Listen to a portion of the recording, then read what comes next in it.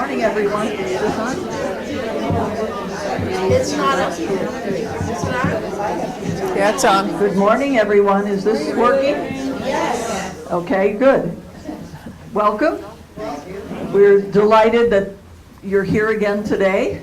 We had a lovely meeting last December when we had great snow and slowdown and other things to challenge us for the day. And this time we have a beautiful day. So thank God for that. And welcome everyone. I also want to welcome Sister Margaret, who is with us again. I think you all know Sister Margaret O'Brien. And she will be...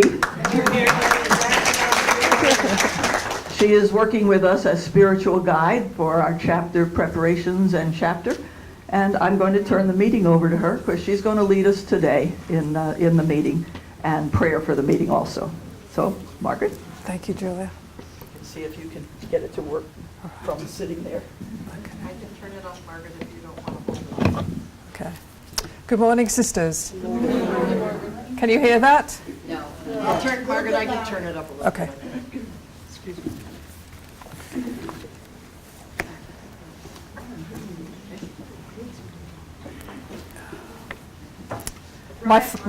My father was born in Ireland, and his previous generations lived in Ireland, and he used to say that his father was known for having a loud voice. Is it okay now?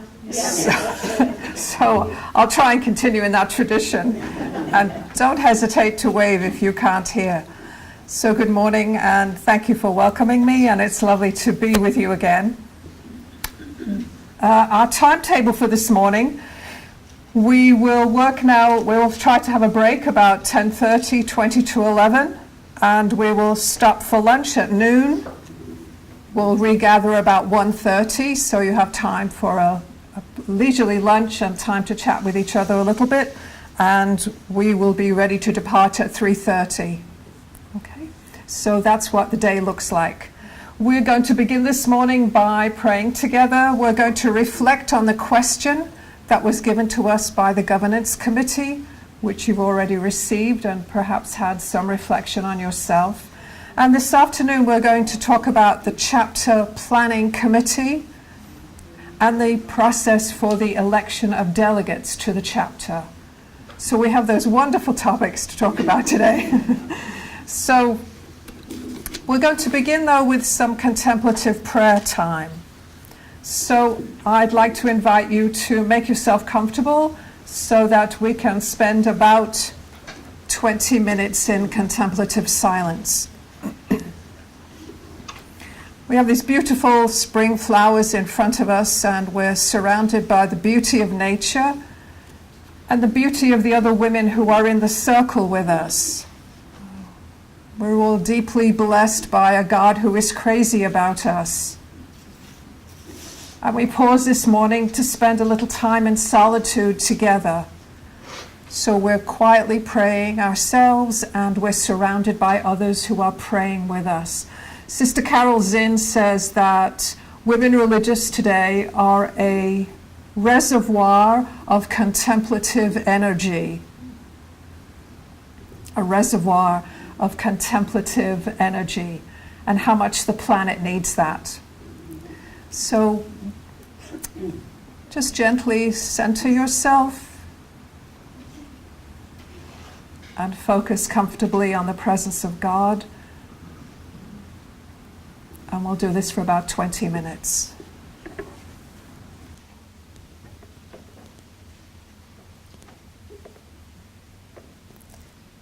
And so we pray together. Glory be to the Father, and to the Son, and to the Holy Spirit, as it was in the beginning, is now, and will be forever. Amen.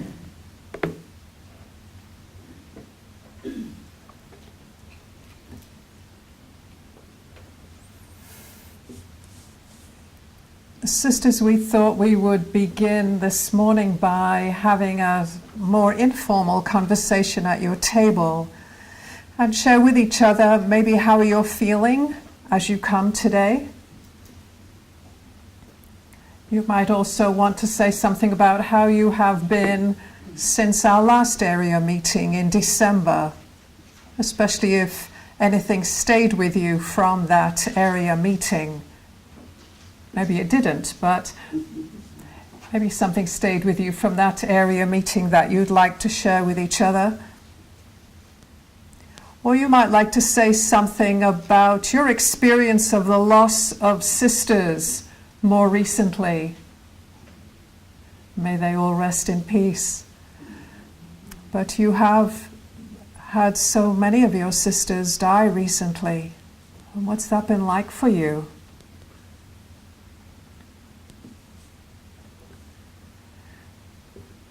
Mostly what we're inviting you to do is to try to listen from inside the other person's shoes. So as she's speaking, you're trying to listen to what is she saying deep inside, a place where you can be with her as she shares with you a little bit of what comes to her mind this morning. So how are you feeling as you come today? How you've been since the last area meeting? How you might be feeling at the result of the death of so many of your sisters, something like that. Your tables became a little bigger as some of the smaller tables moved in with you, but we still don't have a whole lot of time. So each one of you has about 2 minutes, so you can't go on too long. All right? So we're just going to take about 15 minutes for this conversation. So we invite you to talk, and then we'll see if there's anything you want to share with the large group from that conversation. Thank you, sisters.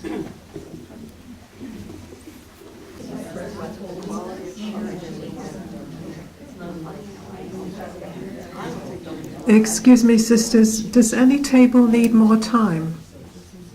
Okay. So we have just a few more minutes, please. Thank you.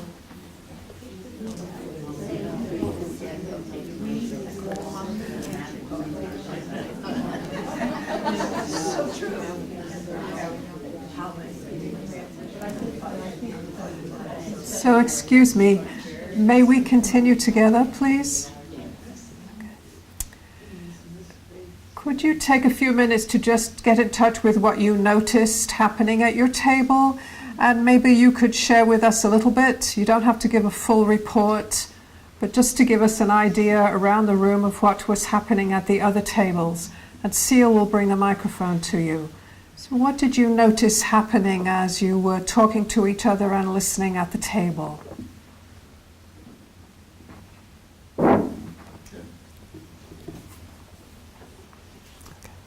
So now you're going to listen again from inside the shoes of others in the room so that you can hear or get a sense of what's happening around you at the other tables as well. At our table, it seemed to be that we did have a common thread of discussion, that we were able to rise up with the idea that we all are experiencing the same common things, but we also honored our departed sisters too, as well, in a very nice way, to say that type of thing. But I think that that is an important thing for us to realize, that we need to rely on each other, and that we are the only ones, we are the Anawim, we are the ones that are left, and we need to rely on each other. And we can't be this independent, I can make my own decision stuff.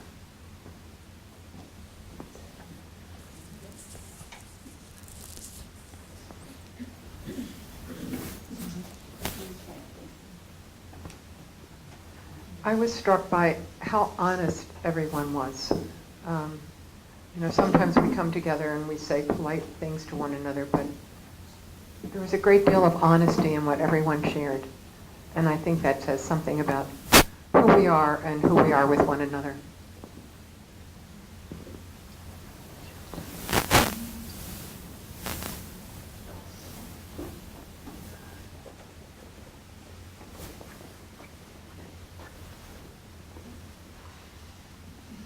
I was going to say something in the same vein. The phrase that came to mind was "no holds barred," and but in a nice way.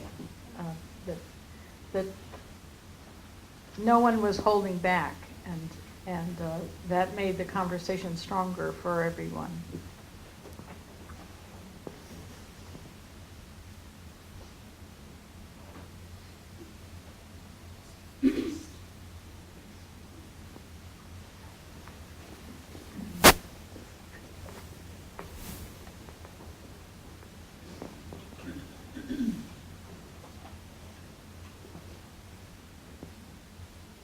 At our table, we were also very open and honest about our feelings. And as the others have said, there is a common thread that each one of us has, and how important it is for us to be dependent on one another. And independence is great, but we need to really realize that we need to rely on one another in the future.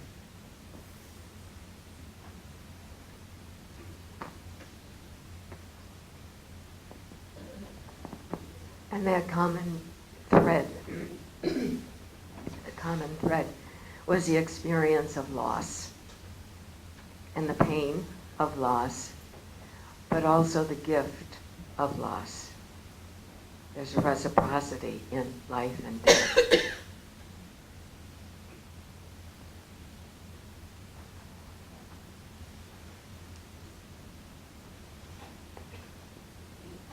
Our table also talked about the feeling of loss and sadness and the emotional drain it has had on all of us, but also that idea of the importance of our faith and belief and our being together.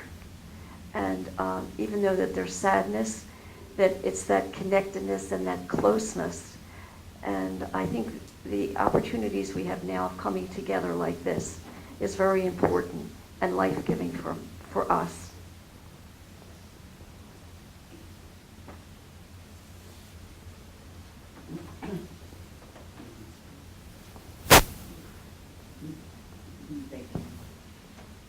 We too talked about everything that you have mentioned, but by the time we finished, what seemed to surface was the reality of the present moment, and that all we have to bring together as a group, and not worrying about the future, but being in the present and living acceptingly of one another.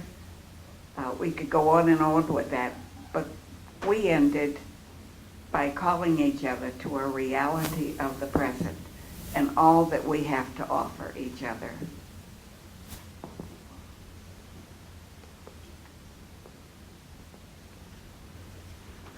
We also acknowledge the toll that the loss of so many sisters has taken, and we shared also the experience of some of the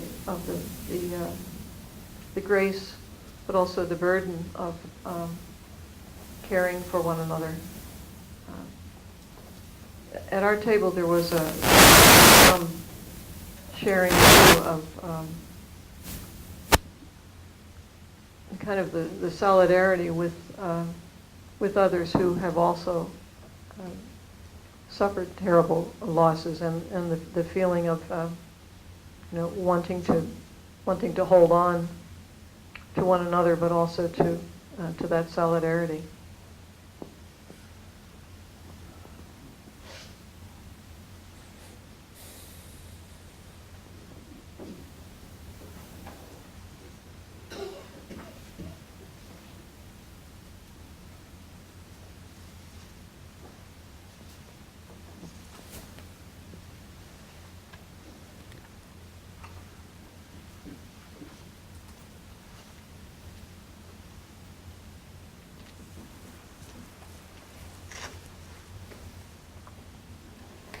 Is there anything that you're noticing that you want to add? Not repeating what you already said, but is there anything that you're noticing as a result of listening to the tables around you?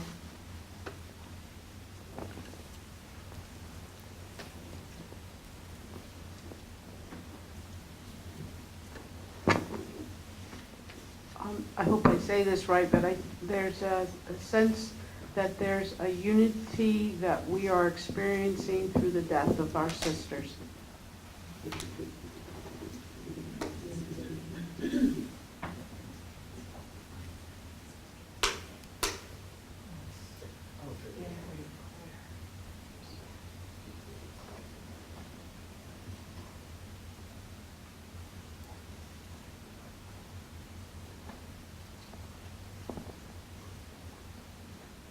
the word that comes to me and keeps coming to me is strength. That we have more strength, and we're strengthening one another.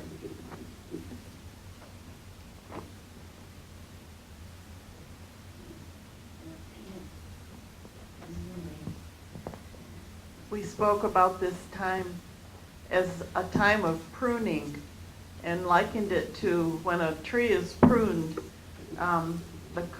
the tree is cut back where the most growth is so that the balance will come back into the tree.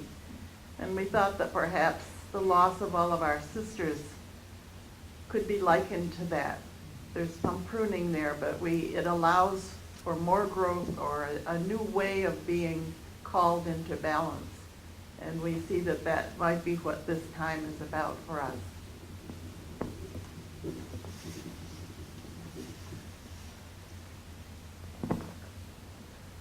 I'm just aware, and I think in our sharing and then in the group sharing of it, a deep sense of God's presence in each sister and amongst us here today.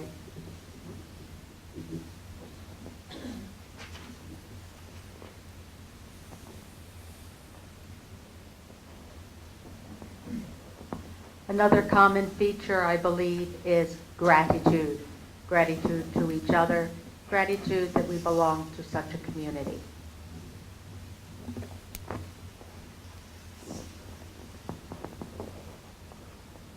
One of the sisters at our table mentioned the flowers that are sort of dying, but they are not, really, the new life is going to come from the bulbs of those flowers that we are looking at. And so we are thinking of the new life that comes after death.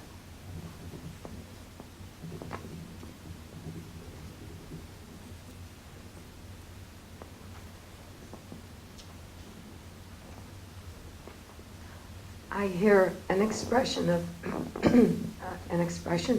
humility.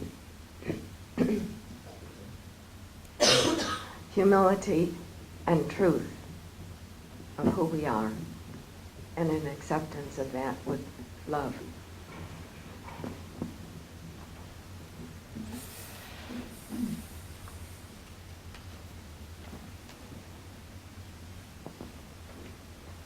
I'm beginning to feel it's a rather personal coming from me, but it's more, I'm aware of the struggle of the sisters who are dying, the struggle of being there with them, and wondering what it's all about.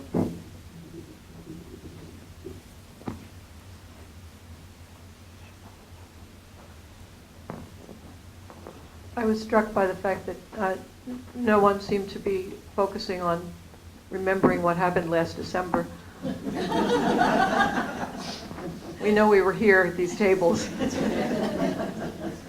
But I think it's pretty significant that it's, and I guess Sally made reference to the fact that we do need to be, we need to be aware of the present reality, and aware that it's pretty tricky to think about other things, but it may be what we're called to.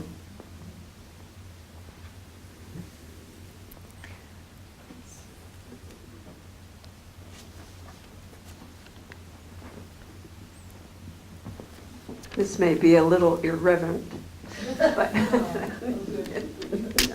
I was just thinking that for years, long ago, all you had to do was say house meeting and the headache would come. But how far we've come with God's grace and our fidelity to God's grace.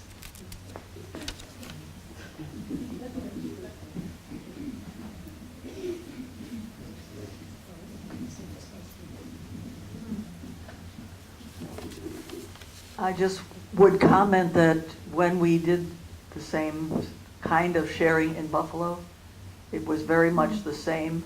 No one mentioned the December meetings, but everyone mentioned, the grief and the loss of the sisters and what it was, how it felt to them not being able to be present at all the funerals and to experience that loss that way.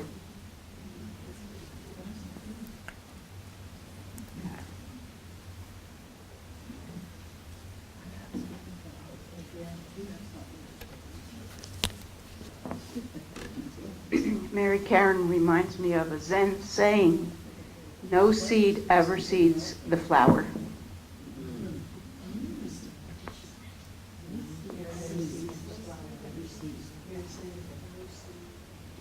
No seed ever sees the flower.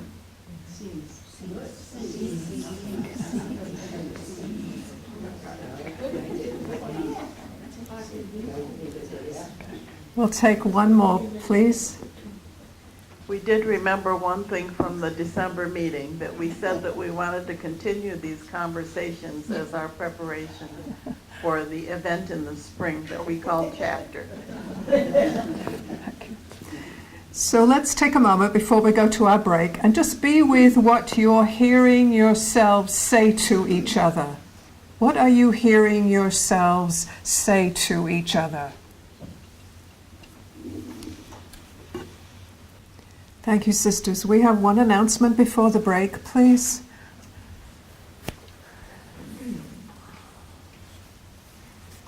We all know that this is Jubilee time, and you know that from the Congregational Advancement Office, we always put out a little newsletter about all the Jubilarians, our words about them, and their own words. So you'll find a pile of these in the foyer. We're not going to mail them to you, so if you wish one, please just pick it up from there. And then these will be on the tables at Jubilee for your relatives and friends. Thank you. So sisters, we'll take our break. We'll come back at 11 o'clock on that clock. So it's just about 25 minutes for the break, please. Thank you. For the words to Jubilate Deo, I thank you for responding. Got them from Karen Volz in about 4 minutes after we sent the thing out.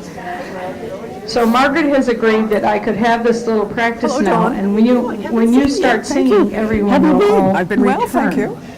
So, I could have been. this is the Jubilate from the Taizé, one of the Taizé films, whatever it is, little thing you play.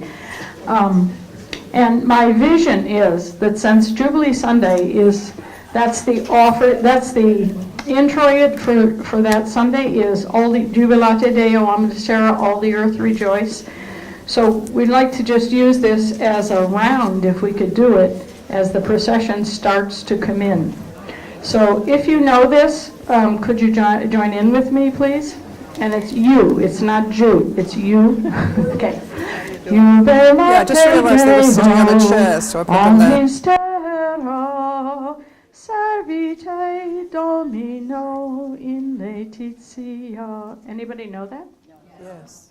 Okay, well, those of you who said yes, please hum. All right. Jubilate Deo omnistera, servite Domino in Laetitia. Hallelujah, hallelujah in Laetitia. Hallelujah, hallelujah in Laetitia. Again. Jubilate Deo omnistera, servite Domino in Laetitia. Hallelujah, hallelujah in Laetitia. Hallelujah, hallelujah in Laetitia. Oh, you're wonderful. Now, let's try it as a round. This side of the room. All right. Your side one, Julia. Jubilate Deo omnistera. This side. Jubilate.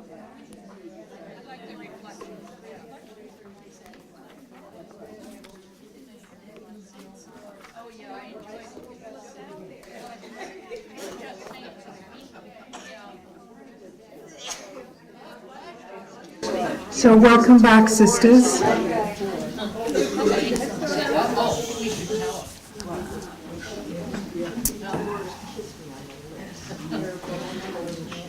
We continue our time together in the spirit with which you started it, so aware of the significant conversations that you had together before the break and the important, essential areas you were reflecting on together and hearing others around you speak about. At the last area meeting, we talked about using these kinds of conversations as our movement towards your general chapter, which is a year from now, which is next April. We want to honor your general chapter and at the same time recognize the reality of who you are now and what it is you can realistically do now. We acknowledge that sometimes we have a foot in the past and a foot in the present. So as we talk about trying to do things in the present, sometimes we think, well, we have to do it the way we used to do it. And sometimes we sort of do one step forward and then another step back. So we talked last time about trying to use these kinds of conversations as our preparation for chapter, what we used to call preparation for chapter. And particularly to use discernment as our way of moving forward together. Listening to each other, reflecting together, talking, sharing, putting your ideas in the middle of the table and then listening to what the others have to say, allowing ourselves to have our minds changed, or leaving ourselves open to what the opinions might be of others so that I can hear what others are thinking and allowing my opinion to be a part of that conversation. We talked about seeing the general chapter not as a big event that we want to build up to, but rather as a moment to pause and to see how we're doing.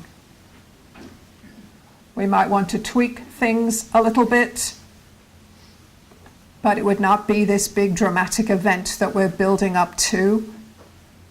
Rather a moment to stop and say, how are we doing? And continue forward together. You received a letter in January 2017 where you realized that the leadership team had been meeting with the governance committee and the election committee. And we met together twice as we tried to make this movement from the past into the present. And you usually had an election committee and a governance committee. So we met with them to try to talk together and discern together how best we might move forward together. On your table, there is a page that says Graced History that has led us to this moment. It's in the middle of your table.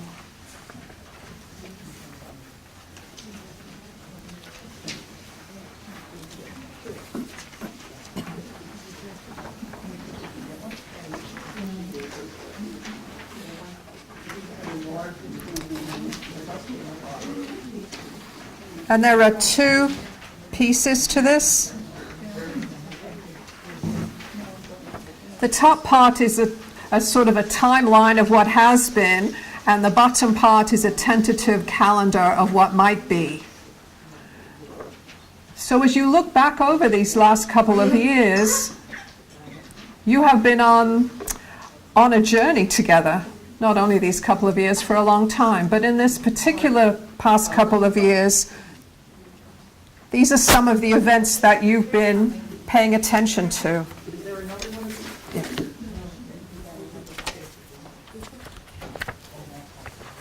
They got it. They just needed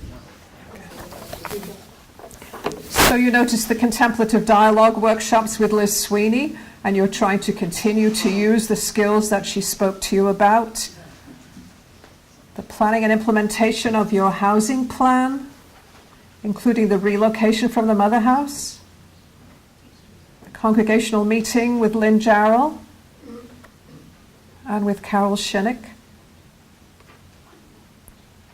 small group focused conversations guided by the governance committee from August 2015 to the present. The letter from Sickle Cell in April of 2016 regarding your participation in the apostolic visitation, your Graced History retreat in October of 2016, very significant. the area meetings. And is that number updated? Is it 16 sisters? Well, in that time frame, but we've had more. Yeah. It's more than 16 now. So now it's more than 16. And then, as I just mentioned to you, the 2 joint meetings of the Governance Committee and the Election Process Committee with the leadership, trying to discern together what's the best way for us to move forward.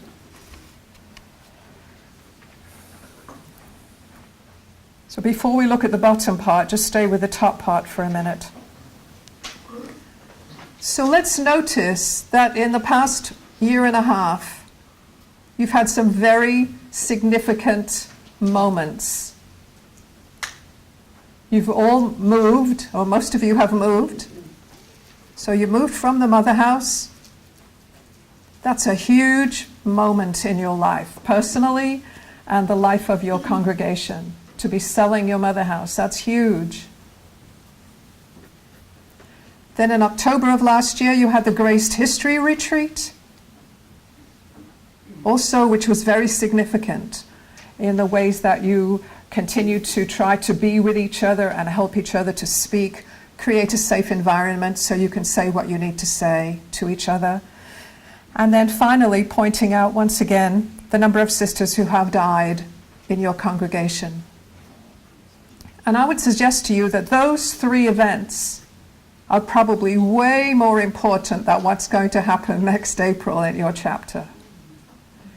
You've already experienced incredibly important events in this last year and a half. Do you understand that? Do you see that? So once again, we are not leading up to some big event next April. You've already experienced the big events of your life right now. Yes, some sisters will be deeply affected if they become elected to your leadership. But for most of you, you're still handling the big impact of what has been happening in your lives these past couple of years.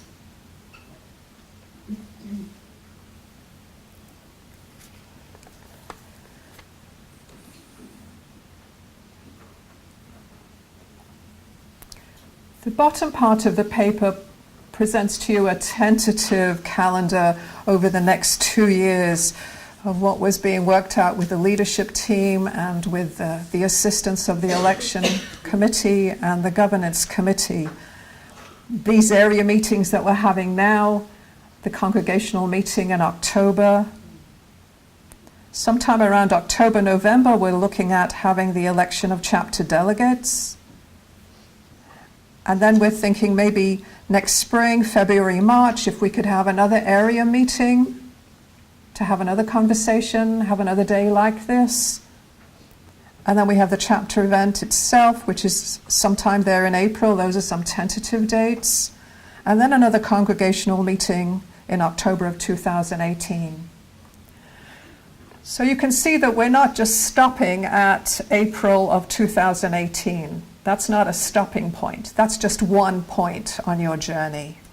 So we were sort of laying out tentative plans for the next 2 years, for this year, 2017, and for 2018. And just let the April event be one of those moments. Do you see that? So you can see this has implications for this time. We're not building up to a big event, looking for big committees, trying to have big organizations. We're trying to keep it as simple as possible, as easy as possible, while at the same time looking at who you are now and then who do you want to call to lead you into the future.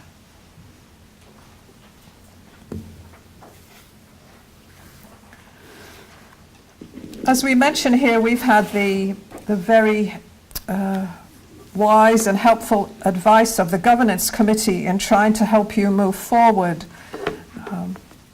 Governance and authority are always challenging areas for us, aren't they? We want to belong to a congregation, but I don't know about you, but I'm not very good when people are telling me what to do. I kind of want to be independent at those moments, and You're telling me what to do? I don't think so. We all kind of do that. Governance is about your way of being together. You're an organization of women, and you need some way to organize yourselves, as any organization does. And so we have what we call governance, and we call forth some women to sort of help us. And the key accountability of leadership is for the vision. So you call forth some women to be your leaders, to help you remember who you say you want to be.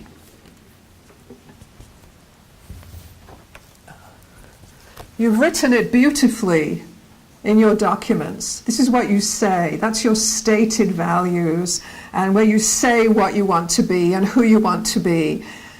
And then we go about living our life. And then we struggle to remember this. And we struggle in our humanity and our brokenness, which we all have.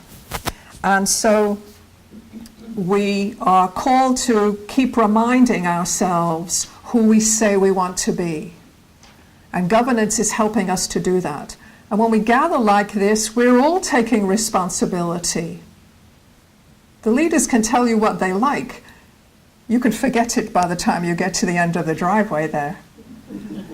So each one of us is responsible to live up to what we say we want to be and who we say we want to be. Each one of us. So in a sense, each one of us is responsible for governance. Each one of us is responsible to live her life the best she can, with her own quirks and her own brokenness and her own difficulties. And then leadership is kind of snapping their fingers saying, remember? You go, oh yeah, that's right. So we all share in governance. We all share in authority. And then we have some sisters who try to keep leading us forward and reminding us. So the Governance Committee, upon the request of the leadership team and the request of the Elections Committee, when we met together the last time, we asked the Governance Committee if they would be willing to come up with one more question or help us at this area committee to talk about governance and authority. And so on the little piece of paper that's in the center of your table is the question that the Governance Committee submitted to all of us and offered to us as a way for us to talk together and reflect together this morning.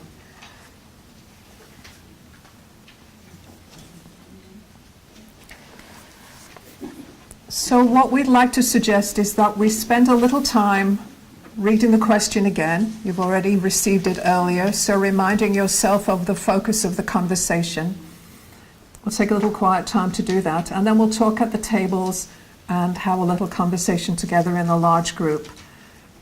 Try to listen from deep within. So a few moments of quiet by yourself first, please.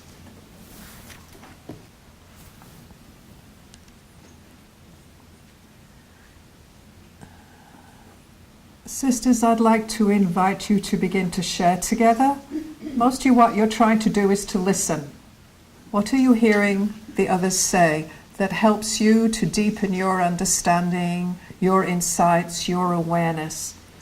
You're listening to the others from inside their shoes, from beside them, not across from them in an objective, critical kind of way, but from beside them. And then we're trying not to judge. Try not to judge yourself, to put yourself down or stop yourself from saying what's coming to your mind. Trust that God's working in you and allow yourself to speak what's coming to you and place it gently in the middle of the table and then let it go. And then similarly not to be judging the others, but mostly not to judge yourself. We'll take about 20 minutes. Be sure each person has a chance to speak, and then you might have a conversation about what you heard each other say. So about 20 minutes. Thank you.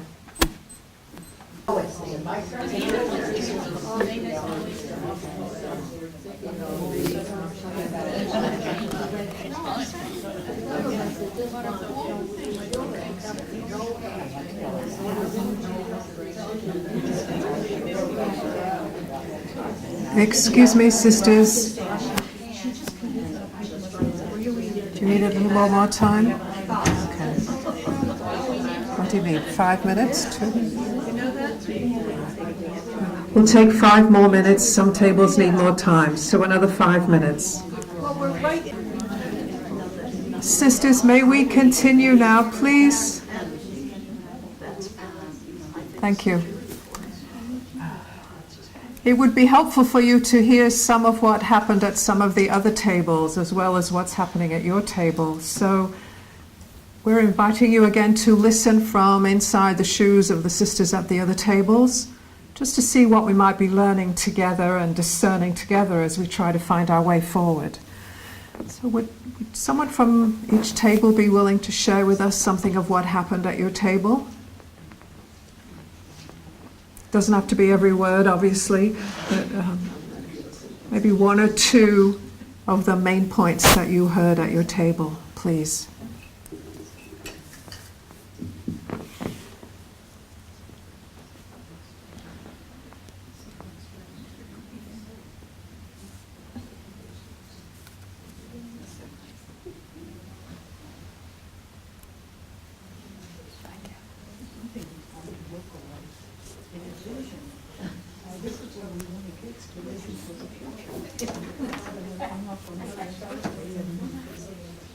That there's mystery that's unraveling, and obviously we don't know what that is.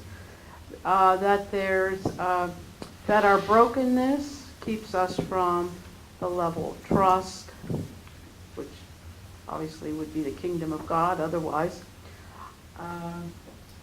and that there's room for possibly a new process, and maybe looking like a consensus model as we get smaller.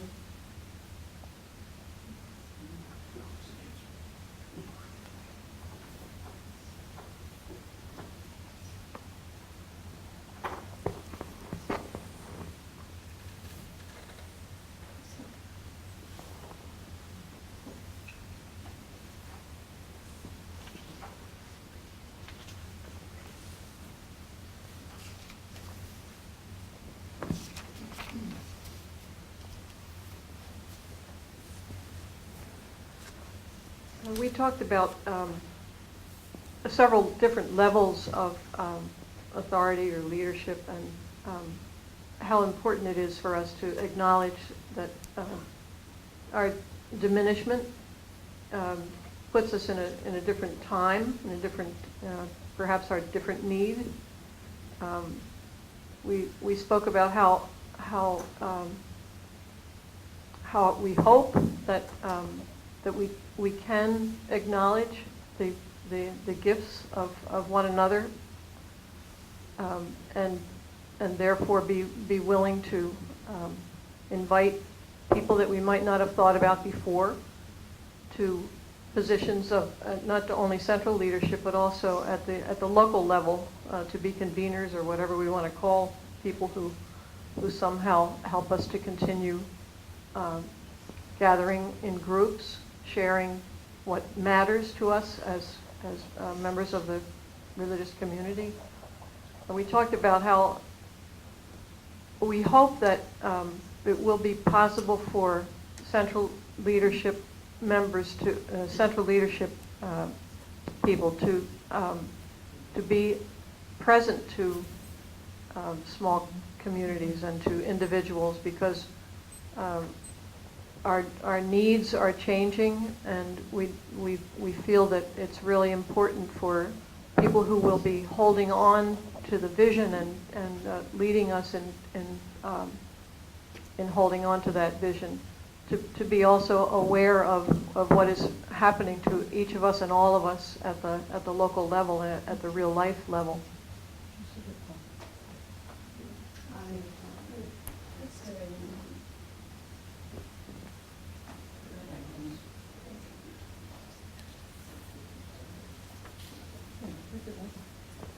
I'm hesitant to speak, but then I have to, because what Eileen expressed is what we at our table are experiencing and want to express. But you did a great job. Thank you so much, because we're feeling that.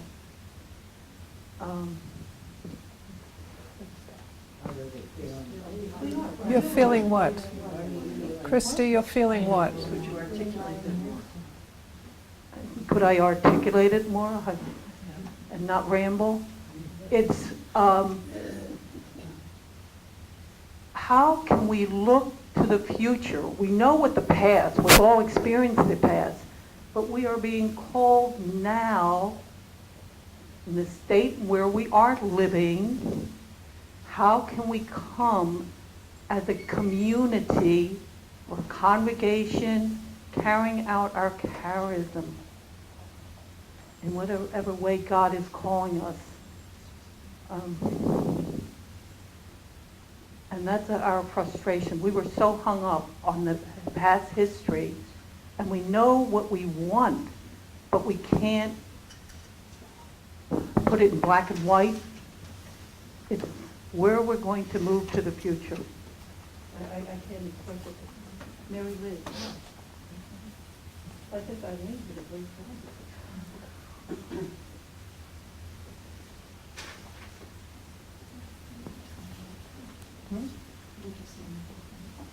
I think we discussed many things, and the one thought that I come up with is that the challenge to be open to different forms of leadership that we don't even know about yet, or that we haven't experienced. And as you mentioned it about the past, that we can't fashion it on the past to forge forward something completely new. It's like repeal and replace.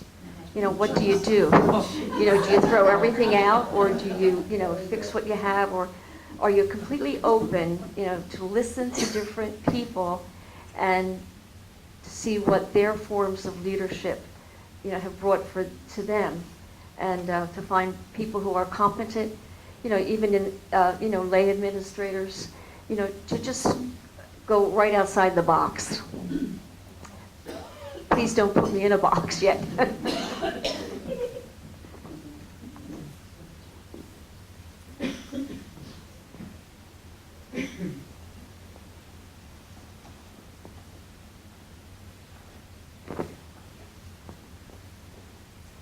We spent most of our time talking about trust. Trust of leadership, of membership, and to leadership. We thought about how we develop trust. And one thing we came up with was the sharing that we have with one another. The ability to listen to each other, to perhaps even question each other. We felt that sometimes what someone said, we interpreted it in our own mind of what they were saying, and we really weren't getting what the person was really meaning. And so we need to not only listen, but we need to therefore verify what I'm thinking they said. And perhaps we need to think about meditating on trust, thinking about other ways we can develop trust among each other.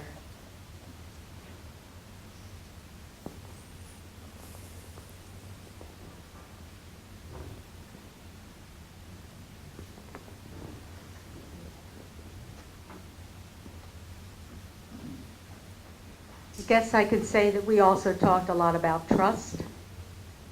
One of the things that comes up is the need for the leadership team to work together as they have, and all the hard work that they have done, and we want to acknowledge that. There are situations that we don't know about, and also they have the sisters, individual sisters in mind with all that they do. We're not going to like all that we hear, but we trust that they know best. And so we need to invite sisters who have the community at heart. If you're looking for a title, it's not the place to come because you're 24/7. It's hard work, and you have to be willing to put that hard work and let go. And we have to let go of our own desires and plans.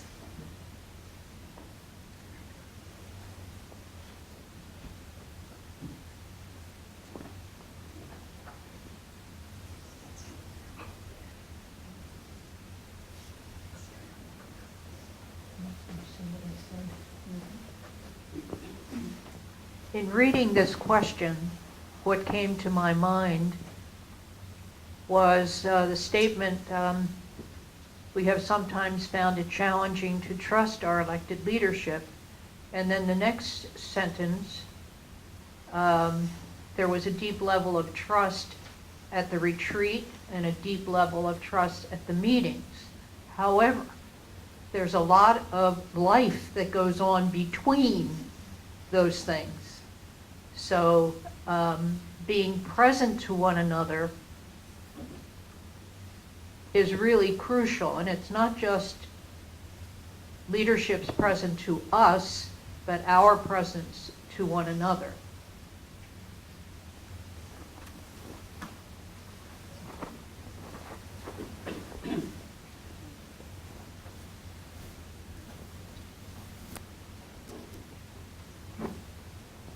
Well, these are all things that have been said many times, but I think we still need to do a lot of letting go.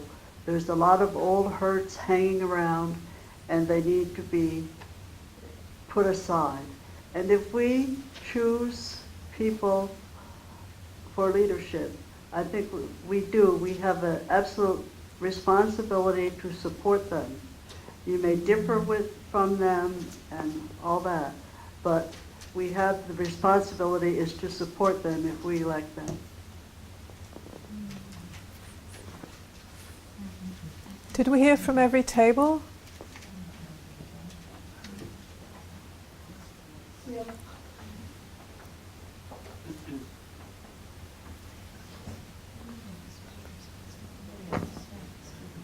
Just one thing that I think is a different kind of level of trust that's being asked of us now that we didn't have the same way before. We have a number of sisters who can't come to these meetings for various reasons. And they, we're not have that mother house. They can't just come in and out of the meetings. And those sisters who can't come to a meeting, whether it's once or always, trust the rest of us at these meetings. And they try to find out and they listen, but they trust the rest of us to move things forward for them. And that's a level of trust we didn't ask everybody to do before. It was just a few people who really could never come to meetings, but now it's more people because of how we are. And so we're trusting each other in ways that we didn't plan, but they're happening.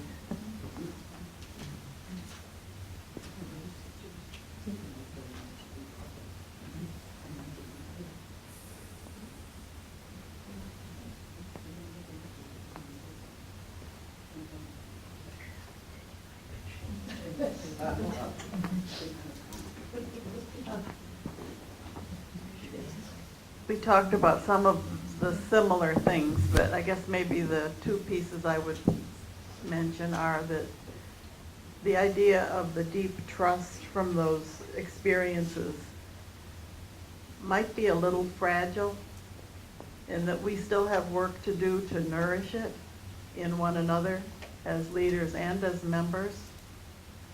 And the other thought we had was that sometimes we think of authority as only people who are elected leaders, but each of us have a personal authority and a responsibility, and we need to nourish that as well.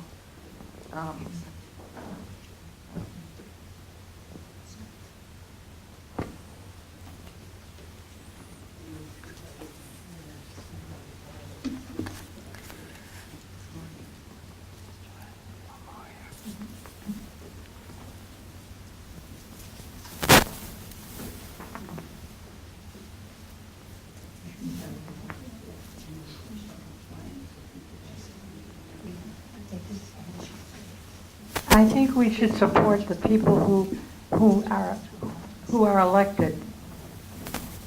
But I also think that support implies an active interaction with the people who are elected.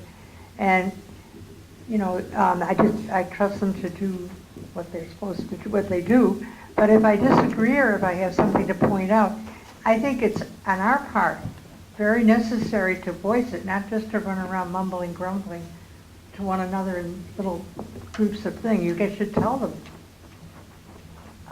Because it's not fair if you don't, or whatever.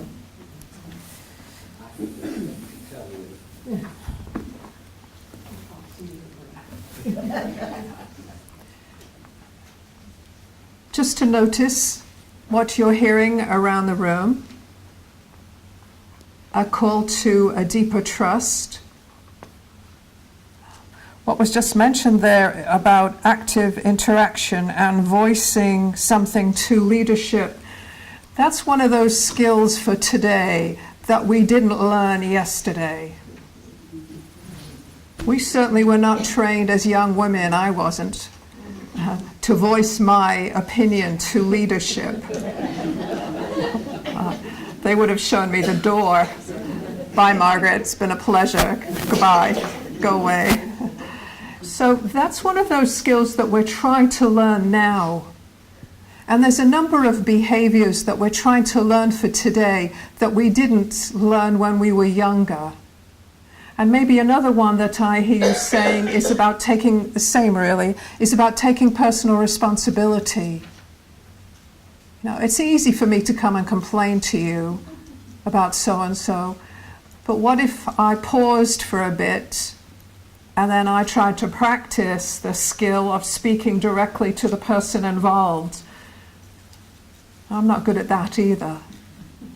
Because again, that's something we didn't learn. What we learned to do, in minor vision anyway, was to keep quiet. And what you're calling each other to here is a different set of skills and a different set of behaviors that we need to keep practicing, because we don't get it right. We do sometimes, and then we slip again, and we think, okay, a new day, I'm going to start again. So yes, this is a struggle. It's not easy, and you have what it takes to do this. There's no question about that. You have what it takes, but it just takes practice for all of us. So before we break for lunch, may I ask you to just pay attention to yourself for a moment. You've heard communal calls. You've heard the calls to each other as a congregation. Now, what invitation do you hear personally as a result of this conversation? What invitation do you hear personally?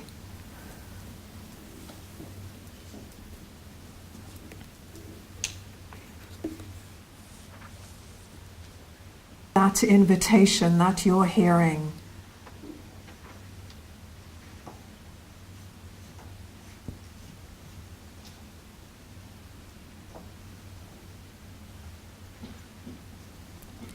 Glory be to the Father, and to the Son, and to the Holy Spirit, as it was in the beginning, is now, and will be forever. Amen. Sisters, we have one announcement, and we'll return at 1:30 for our afternoon session. Now, if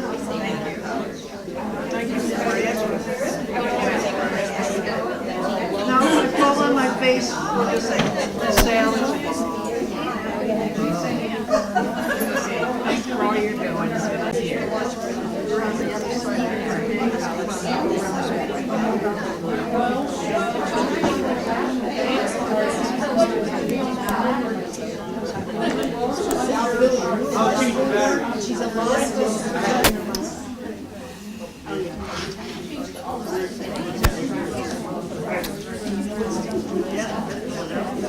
I think we had a wonderful lunch.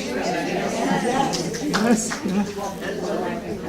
So we're all refreshed and renewed and ready for the afternoon.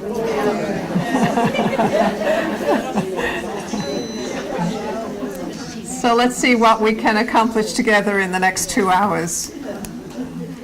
We're going to have some conversation about the chapter planning committee and the process for electing delegates to the chapter. These are both structures that you've put in place to help you accomplish your work. We put in place structures that help an organization to function. And these are two types of structures that you've put in place in the past to help you be who you say you want to be, to help you carry out your wishes and what you feel like you're being called to. So to begin with, we'd like to talk a little bit about the Chapter Planning Committee. As you can see already, the work of the Chapter Planning Committee for the chapter in April of 2018 is already very different from what it's been in the past. You've already accomplished some of the work that the Chapter Planning Committee might have done. With the help of the leadership team, the governance committee, the election process planning committee, you've already put some steps in place. And we also did that at the December area meetings. So you've already agreed to have a process that includes these kinds of gatherings, process of conversation, of discernment. So that's already a piece of work that the Chapter Planning Committee would have been doing. But you've already done that. We talked last time about not building a load heavier than we can lift. We said that the last time. You've already discovered together that this way of being together is extremely helpful to who you are now. Talking together, in conversation together. And we heard more of that this morning when you spoke back to us from what was happening at your tables.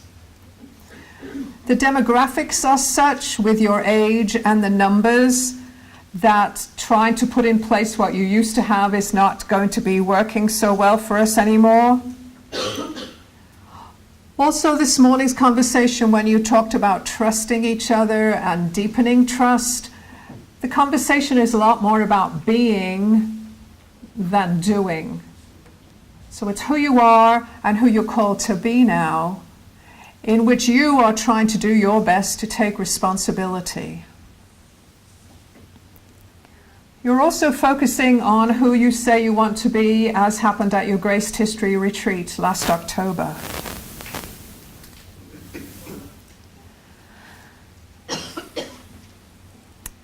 Also, you are trying to discern together your way into the future. And none of us here knows exactly what you should do. And just because I'm standing here talking to you at the moment doesn't mean that I know what you should do. And that's certainly not why anyone would invite a spiritual guide to be with you. I'm not here because I know what you should do.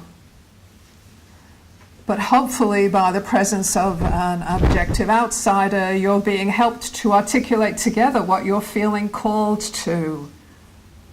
And some of those ways are clearer than others, and some we're only discovering as we walk along. There's a very interesting book called Building the Bridge as You Walk on It. And that's really what we're doing. We're building the bridge as we go forward. We're building the way together. So all of that is kind of leading up to saying that we don't need a chapter planning committee to do the kinds of work that the chapter planning committee did in the past. You've already done a lot of the work. However, we do need some sisters to help us with the final details. So you saw on that timetable that we'd set aside a specific amount of time next April. We're not imagining that we're going to use all of those dates. So we could use a chapter planning committee that would help us to decide on the exact dates of the chapter, the location. And we have a congregational meeting in October. We need some people to help us to plan that. What is it you want to be talking about in October? What would be the focus of that gathering? So there are some practical matters. So far, as we've said already, the leadership team with the governance committee and with the election process planning committee, they've been trying to discern together the way to go forward. However, both the election committee and the governance committee will be completing their work. So we would need a chapter planning committee to try to help us move this work forward. Are you okay with this so far? Yes. Do you have any questions or comments so far?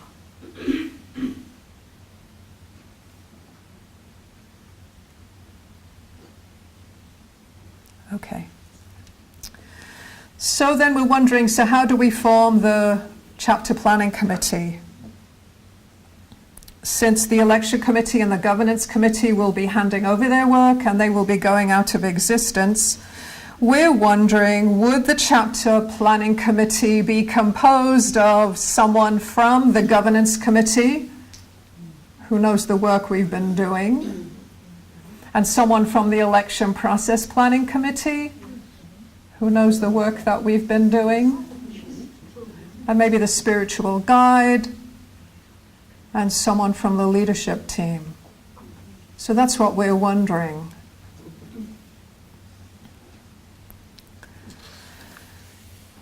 The actual election can be done in a number of different ways.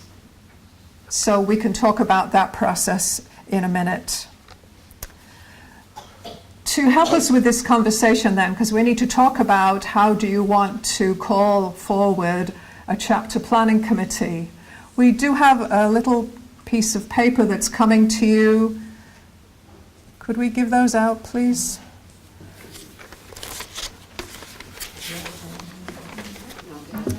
That has on it the names of the sisters who've been on the governance committee and the names of the sisters who've been on the election process planning committee.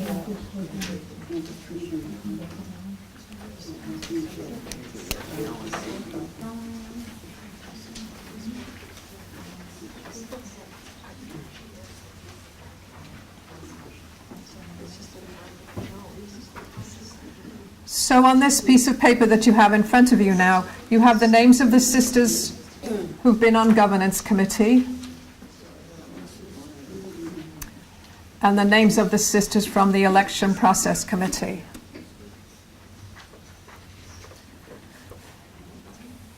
And we'd like to suggest two possibilities to you for our chapter planning committee. The one that I just said. So we'd have one member from each of the two committees above, and that member would be chosen by the committee. So one member from governance, one member from the election process committee, plus the spiritual guide, so that's me, plus someone from leadership.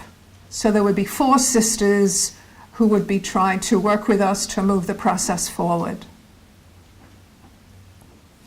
A second suggestion is to add 2 more sisters to that group.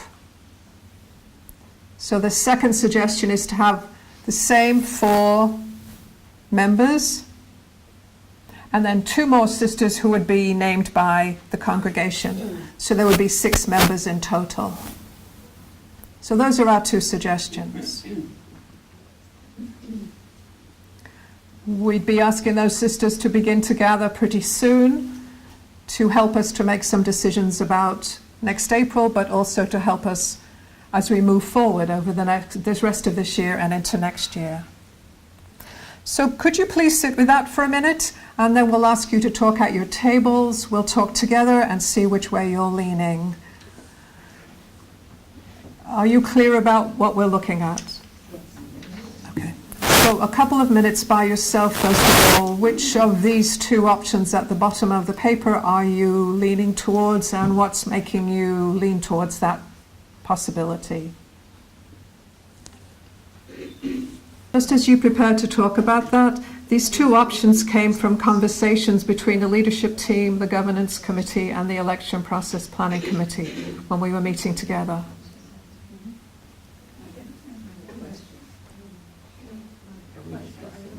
The members that are not chosen from those 2 groups, are they still up for people to add as one of the 2 extra from the congregation?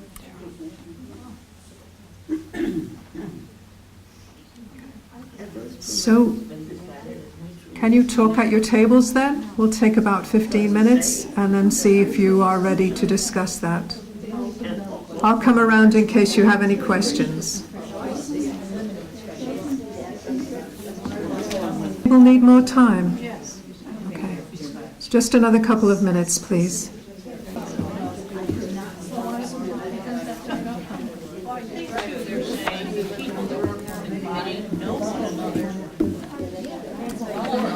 Because they work together on the committee for X amount of days. But I think we will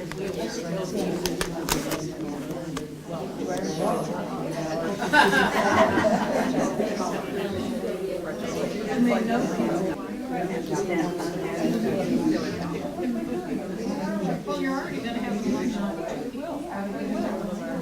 Are they ours? I mean, we're choosing the two options, right?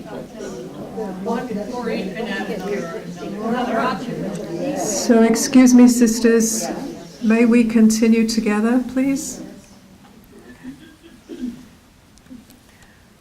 So now we're going to try to listen to the others around the room and see what's been happening in the other circles around you. What we're listening for is what we're being invited to, what we're being challenged by. We're trying to listen together and discern together where the Spirit is leading us and what the Spirit is really calling us to carry out. So could you please tell us about what happened at your table? And we're all going to listen to see what we might be needing to pay attention to.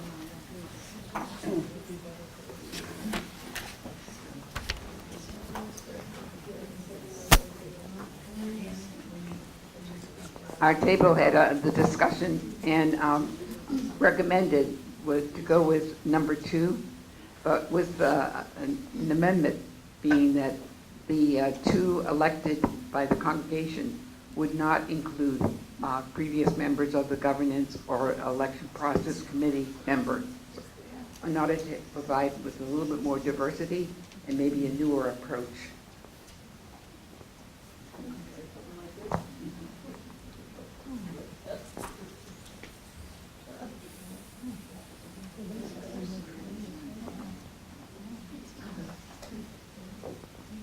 Our table had the discussion, we came up with the very same answers that have just been given.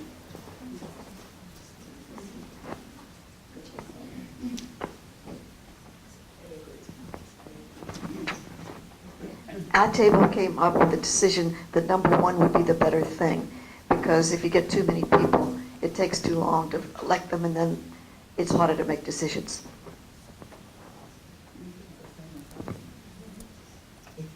People to us, they're not going to come up with Our table came up with number 2, actually with no strings attached, but we felt it would be better to have people who were elected rather than just keep the people that had been appointed, as it were, to stop people complaining about that. And we also wondered if we could choose somebody from like these committees at the top who is not chosen to be a representative, could we vote for them? Which I imagine we can. We can. We can if it's a straight number 2. Yeah.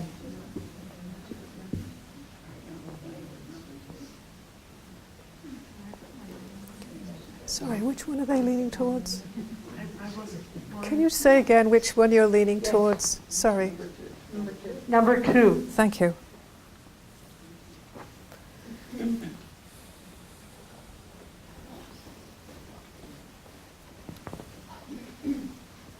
I would like to propose a third option. The first, I just tell you why. The first suggestion seems to be totally appointed, because both of those committees were appointed to begin with, and now they are going to choose one of their other appointed people. And that has merit in that you will have some continuity between the work of those committees and the chapter planning committee. The combination of 1 and 2 makes it 4-2 appointed as opposed to elected, and that also makes me wonder.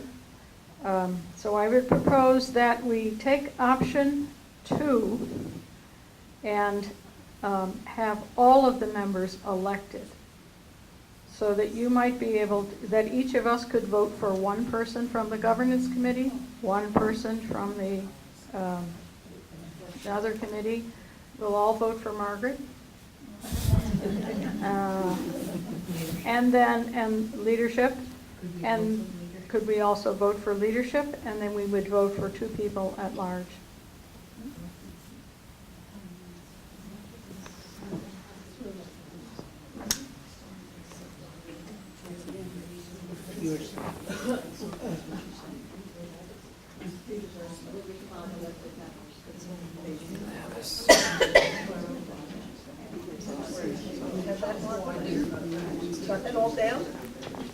Our group, not too close. Our group went with number 1 because they shared common experience in the way they're working together now, and we thought that would be good for timing.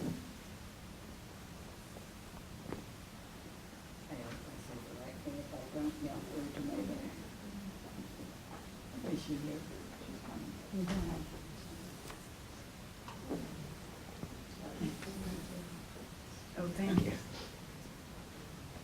I'm just saying, can you hear me? Yes. Okay. I'm just saying to the group at the table, if I say something that they don't agree with, it's fine. This is a little bit different. One of the ideas that surfaced, and somewhat because of what the last table said, we connected with that, is that we like the idea of being elected. We don't like the idea of appointment. We like the committee, we like the community to have the right to choose their own. And one of the rationales behind that is, now look y'all, I'm 85, I'll be dead, okay? But it's exciting to think of something new and vibrant and exciting that we have in our community. We love it, we want it to last, but it needs new life.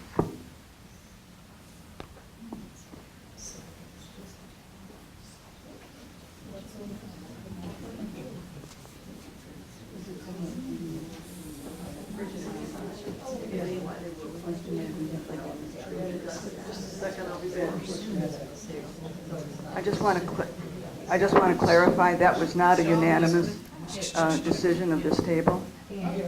Say it again. That was not a unanimous decision of this table. What was the decision? We did not come up with a decision. I don't think we did. We didn't come up with a decision, all right? So Sally was expressing her own. Yes. Thank you.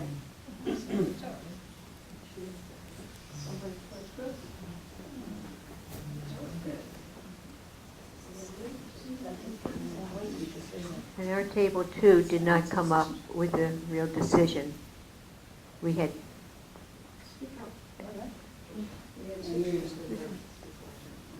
our table also did not come up with a specific decision on 1 or 2. Okay? We did have mixed feelings, yes.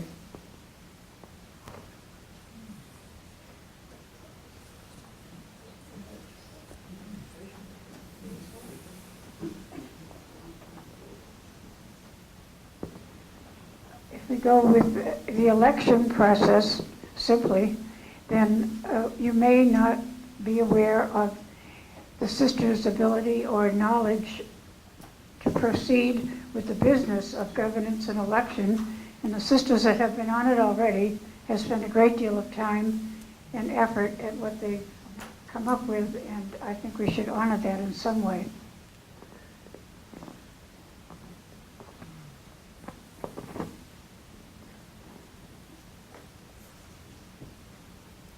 Is there any table we didn't hear from?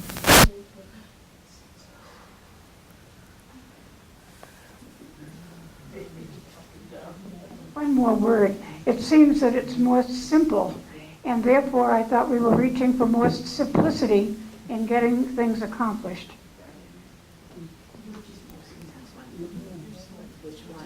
With number one.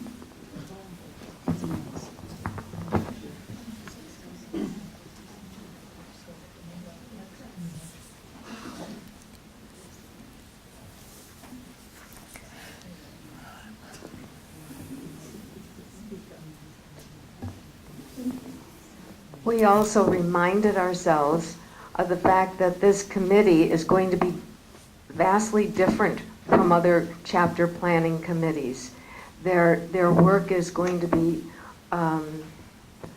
more logistical and practical and around the organizational kinds of things, because we have already come up with our, as we've been told and as we know, decisions are being made as they need to be made all along, and every decision requires a next step and a next step, which is built into the previous one, and that's what we're doing in life right now.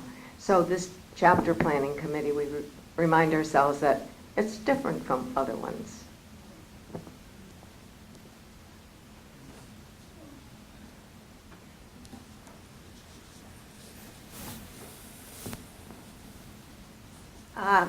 One of the things that we did talk about at this table is if you choose number one, you have 4 members, and what Diane just said made me say this because there's some logistical things, I believe, that have to be taken care of. And if you choose the number one, you basically have 2 people to do the logistic things. I don't think Margaret O'Brien's going to be figuring out tables. And I don't know if the leadership person is going to be doing logistical things because of a time element for what they might have to do. So it would seem then that you only got 2 people to do whatever it is has to be done. I mean, I understand that it's going to be a lot simpler. I chaired one of these committees, so I know there was a lot. There's not going to be a lot like that anymore. But there's going to be some things, and it would just be 2 people, it seems to me, that would be doing those things.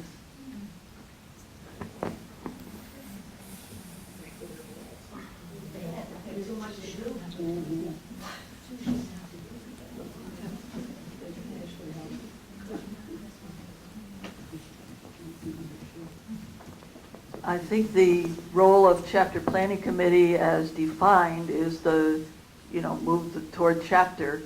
And historically and in our directives, it was the process and, the structure of the chapter, which is what we've said we're going to do with the whole group, like these meetings. So they don't have that to do. But I don't think the role of the committee, whichever one we choose, is going to be logistical in the sense of setting up tables, because they would get other people to do those things, just like those committees always did. Their role is basically going to be to guide this process. So after a meeting like this, they say, okay, this is what we said, and now the next time we're going to have a meeting or a congregational meeting or an area meeting, this is what's going to be addressed. This is how we're moving forward from here. Does that make sense? Yeah.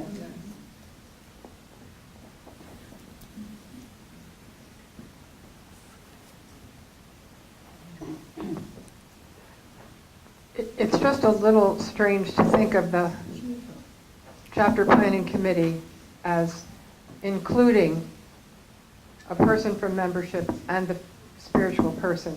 They have never been part specifically of the chapter planning committee. Chapter planning committee has traditionally been 5 sisters plus a facilitator and members of the leadership who were not really, in a sense, the chapter. I mean, they work together. But what we did as a congregation was choose 5 sisters. So it seems to me that number 2, at least we have 4 sisters plus the leadership plus, so it seems to me that's the better option.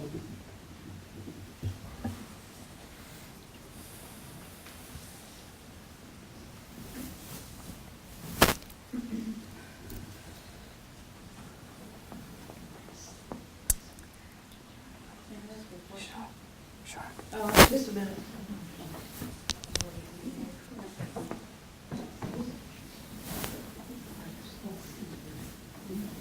Say thank you to anybody who wants to work on this.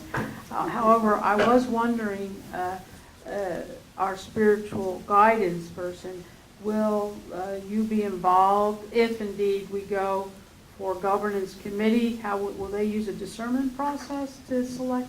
If we go that way, will election use a discernment process to elect one of those, and leadership as well? Yes, I understand that they would be in conversation, and then together they would propose who they think would best be the person they would recommend for this, yes. And who's willing to do it. Yeah, and is willing to do it, that's true.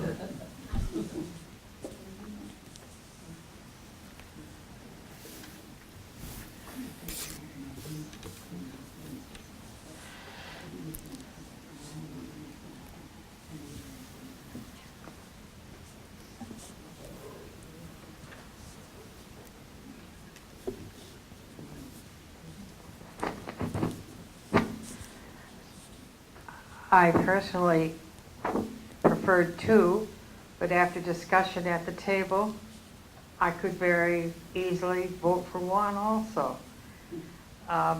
It's a difficult thing to think about, but when you talk about two people being left to carry out all the work, maybe you do need the extra two people because of that.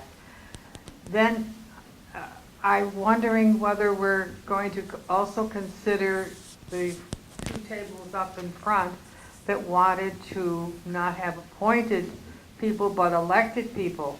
So that is a third idea, either accepting one and two and then deciding whether we would elect the people or have them all appointed as we have on the paper also.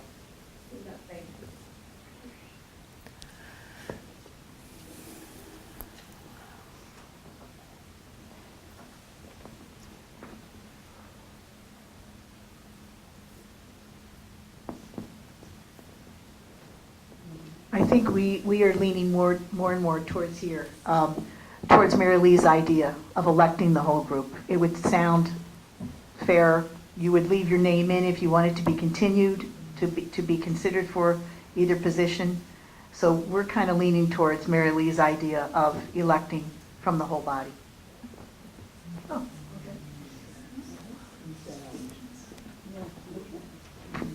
I guess I would like some clarification of Mary Lee's idea. I interpreted it to be that we would elect one person from the governance committee and elect one person from the election committee, then elect two people from the congregation. Is that right?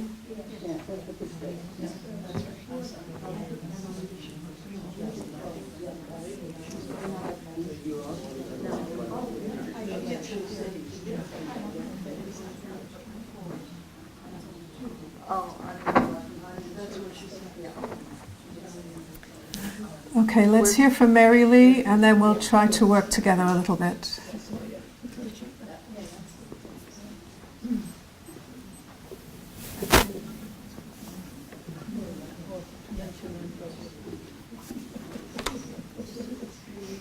Yes, I am proposing that we elect a person from each committee, and I was proposing leadership also.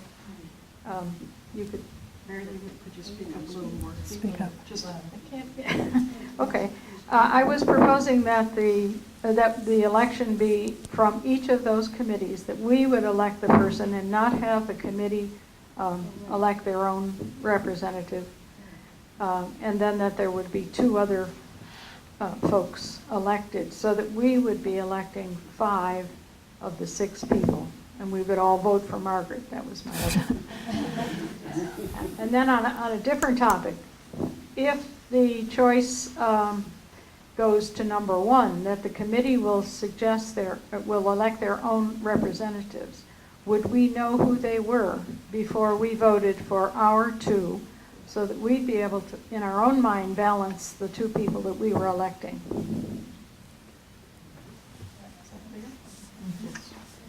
you saying something?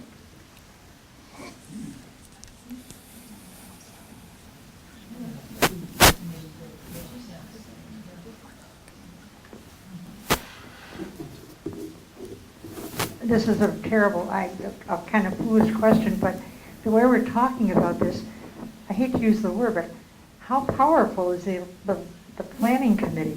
I just thought they planned.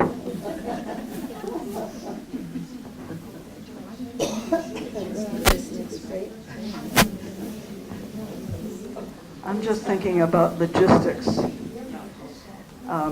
Having been responsible for getting the process moving for election of various groups, if we start electing people from the government, from these two committees, and then have another process to elect committees from, members from at large, you're talking down the road at least 2 or 3 months, just logistically, to get information out, get information back, maybe have another roll back. It's logistically, it could be an issue.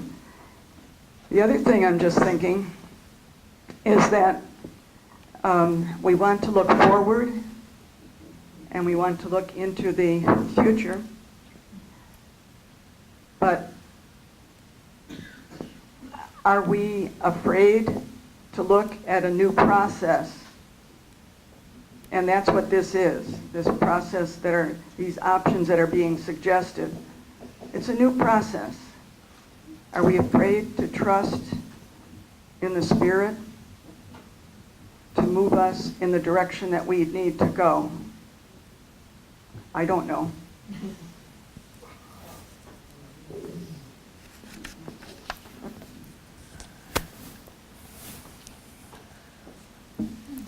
You're in the process of, you're not electing leadership here. You're trying to ask some sisters if they'd be willing to move you forward. They're not going to do it without you. You know that already. So you don't have to be afraid. All right? So let's just be clear about that. What I'd like to do is see if we could name a couple of options and see if you could raise up a card to see which way you're leaning. So there's little packets of cards in front of you. You should each have a green card and a red card. But let's see if we can clarify what the options are.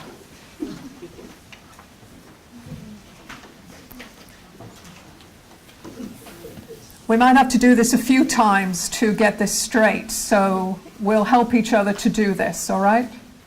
So one option, as I see it, is the number 1 that's on your paper. So one option is to have one member from each of the 2 committees chosen by their committee, one member of leadership, and the spiritual guide. If you're leaning towards that right now, and don't worry about anybody else, just you pay attention to where you're leaning right now. If you're leaning towards that, would you hold up a green card? If you're not leaning towards it, will you hold up a red card? So everybody holds up something.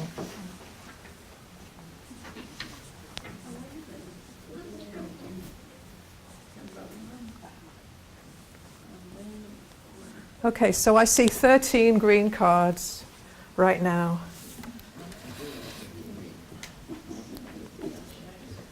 If you're leaning towards number 2 the way that it is right now, just the way it's written there, so there are 4 members from number 1 plus 2 more sisters elected by the congregation, just the way it is written there. If you're leaning towards that right now, would you raise up a green card? And if you're not, would you raise up a red card? So everybody puts up something.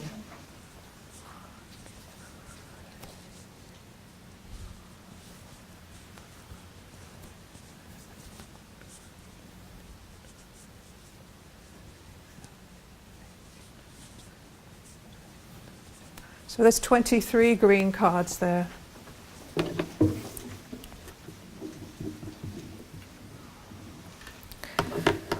So another one that I heard was number 2.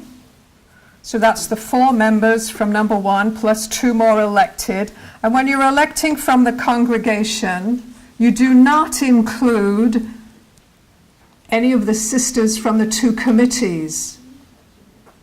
Okay, do you understand that? Let me try that again. The two committees are listed at the top. Okay?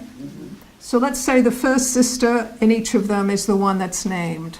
So Sister Mary Brendan, let's say, is one, and Sister Anne-Marie Byrne is the other. So let's say those are the two who are named, and you still get to elect two more, right? But you do not include the other sisters' names in the two that you elect. So you would not be including any of the other sisters from these two committees in the other two that you would elect. Is that clear? Yes. Okay. It's clear, but we didn't know that, I didn't know that was going to be an option. No, I didn't either, but that came up from two tables. Before I voted, Okay, you can still vote again. I can vote again? Yeah, yeah. We're going to keep going, see what happens. See what this... If I've already voted. Yes, you can vote again. Green again. Yeah. So you understand this third one? So this third one is the number 2 on here, but you cannot include the names of any of the committee members in the 2 extra that you elect. Okay? So would you raise up a green card if you would agree with that, and a red card if you don't agree with that? You would not be inclined to do that.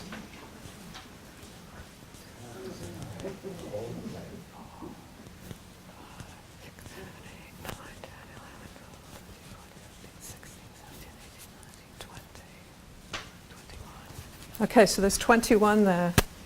What? Green. Are you counting green? Yeah.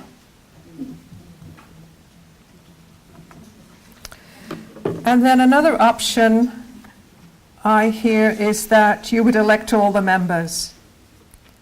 So you would vote for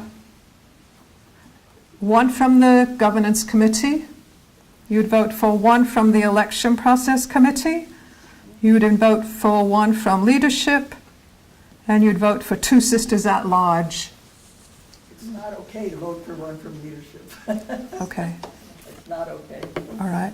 Yeah, we need to decide what we can do. Pardon? Okay. So leave out leadership. So this fourth one. Why?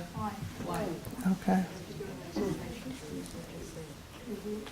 Because leadership already has a lot of responsibilities that we would have to have a whole conversation about who could take on another one and how we would shift things around. So for us to just say anybody can take this on would be a problem.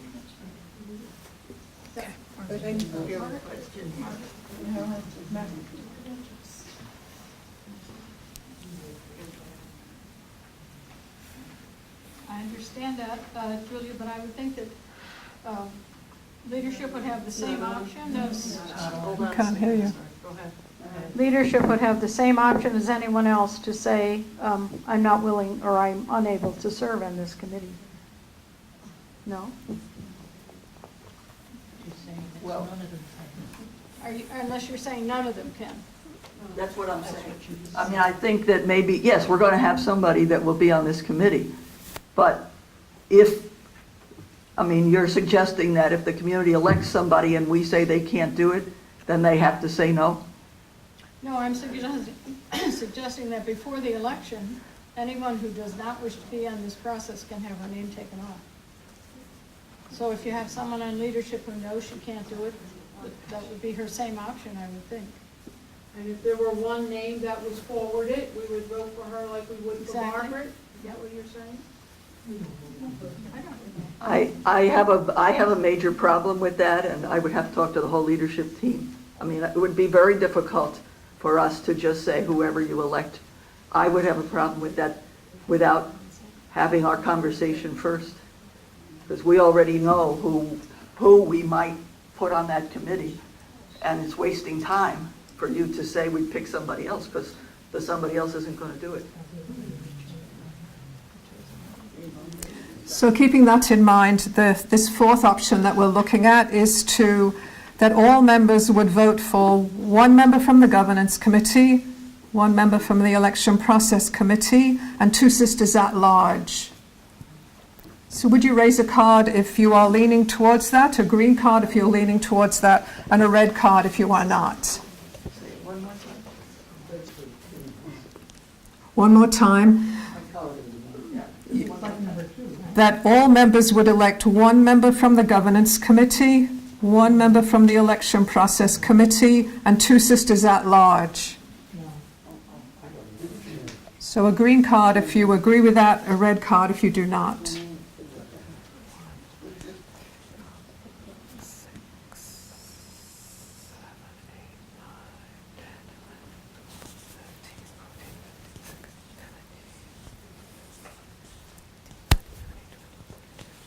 That's 23.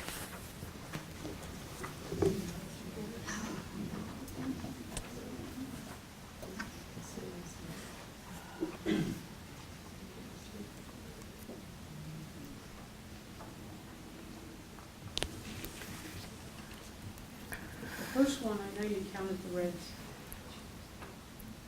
The first vote, you counted the reds. Oh, I counted the greens.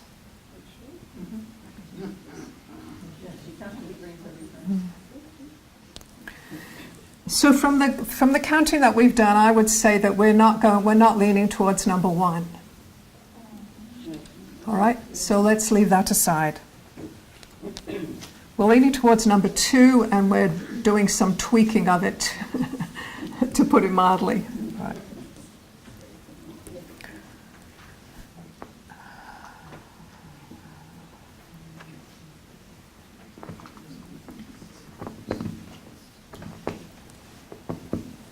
You saying something? No, I'm just wondering, since Buffalo already made their choice on this, Yeah. how are we going to include this conversation for them to start over? Right, right. Let me just say. Yeah. I mean, I'm not standing here to say that any one of these methods is good or bad, except I'm trying to, Buffalo already had their meeting, and they opted for their choice. If we put new ones on the table, then the process is going to have to go back to Buffalo again. I'm just pointing out among the logistics. Then Buffalo will have to hear this conversation, and they will again have to re-decide what they already decided. What did they decide? Well, we were not saying it just so that this conversation could happen and you could hear what this group thought, because they heard what they thought. Their option was number 1, with everyone present saying that's what they wanted. But it's not that I'm saying number 1 is what we have to choose here, but if we put another option on the table, then we have to go back to Buffalo with the other options, just so you understand how the process would have to work, because it wouldn't be fair to them to say the majority ruled over here.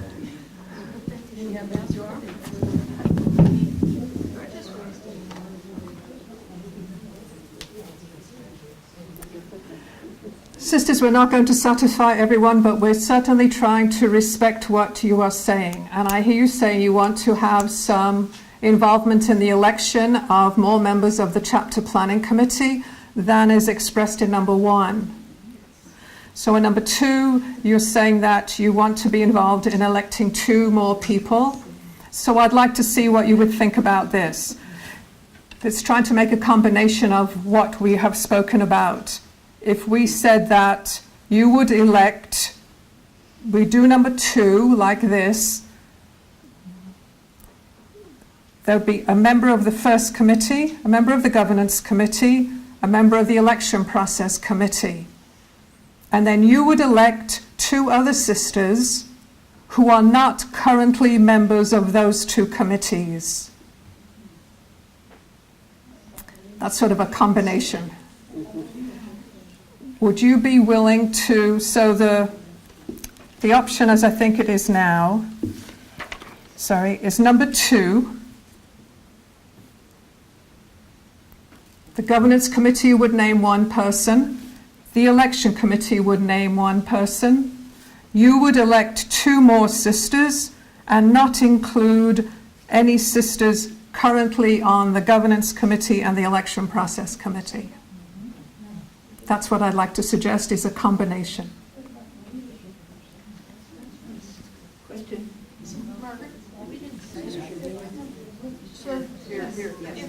Go ahead. Then would that option, then would that option have to go back to Buffalo? Yes. Because that's not what Buffalo, Yes.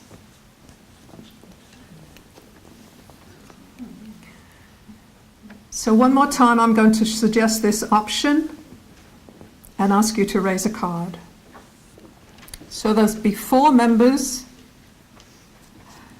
There's a total of 6 members on the chapter planning committee. 1 from the governance committee, suggested by the governance committee. 1 from the election process committee, suggested by the election process committee. 2 more sisters elected by the congregation at large who are not currently members of the governance committee or the election process committee. Could you please raise a green card or a red card with this final proposal? Hold on 1 minute, we've got another question. Wait. All right, wait.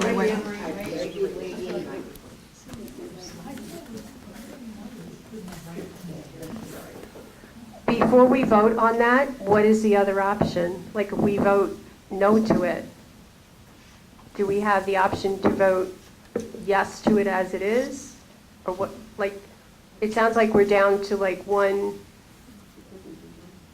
without a second option. Yes, you're right. We'll have to see what to do if you don't feel like that's the direction you want to go. I'm trying to find a place where we have the most common ground.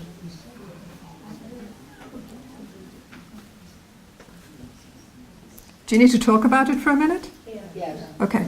So about if you talk about it for 1 minute. Is everyone clear about what the option is?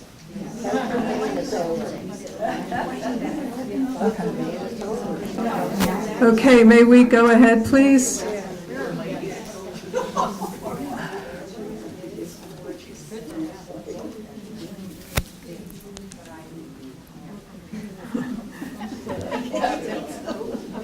I'm going to offer you 2 options and see if this will help. Try. So these are, I think, are the 2 options that we have before us. They're both around number 2. That we're electing 6 members. Sorry, we're not electing 6 members, but there'll be 6 members on the chapter planning team.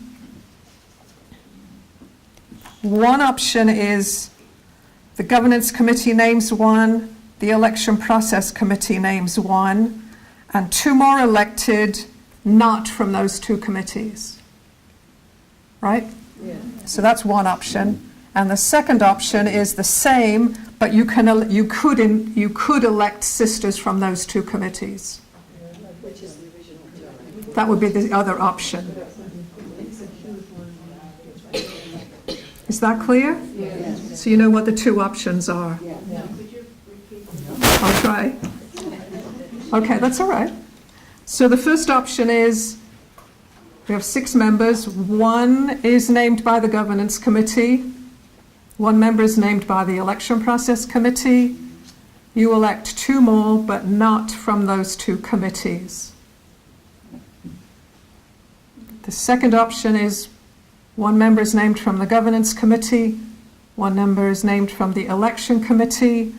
You elect 2 more, and you may elect sisters from those 2 committees. Those are the 2 options. Okay? Is that clear? Yeah. So we're going to start with option 1. 1 member from the governance committee, 1 member from the election committee, 2 more are elected, but they may not be from those 2 committees. Would you raise a green card if you're supporting option 1?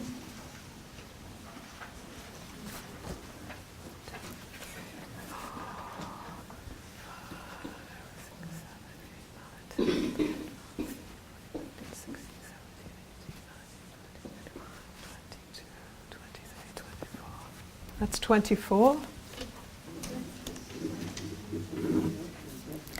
And would you raise a green card if you're supporting option 2, where 2 are being elected and they may include committee members?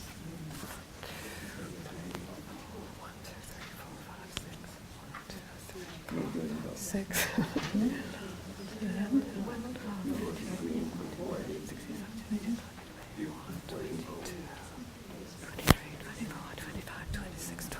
That's 27. So we're going with the second one. So there will be 6 members on the chapter planning committee. 1 will be named by the governance committee, 1 will be named by the election committee, 2 more sisters will be elected, and they may include committee members.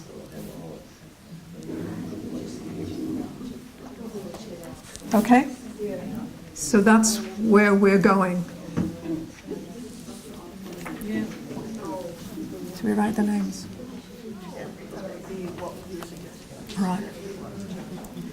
Now my suggestion is, again, to try to keep things simple, is that you take the 2 cards and write a name on each card. And we collect them, and that will be our chapter planning committee. So,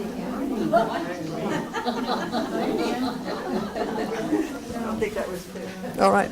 Well, I can clarify it. But... Oh, you want to clarify? Again, we're trying to keep the process as simple as possible. We have 2 cards. What we can do right now is pause and then give you a little time to write a name on each card. And we will collect these, and the 2 with the largest number will be the 2 sisters on the governance committee. We don't have to take time to... Sorry, on the chapter planning committee. I know my mind is beginning to... Sorry, excuse me. What? Right, the color is irrelevant. We're just going to use the 2 cards. If you don't tell them both the election committee and the governance committee. Oh, right, right. Okay, it's all right, all right. Can you say that again? All right. How about if you take a 2-minute stand-up break, just so we can get organized here?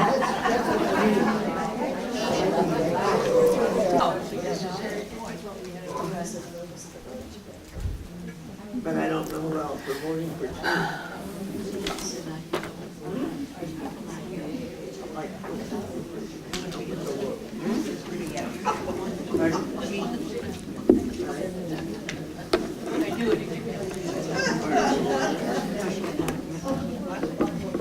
She wants to make sure I share.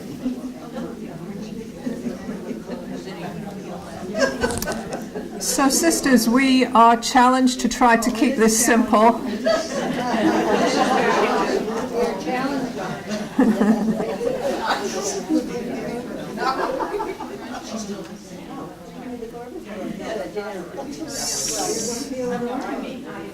So one of the things we will,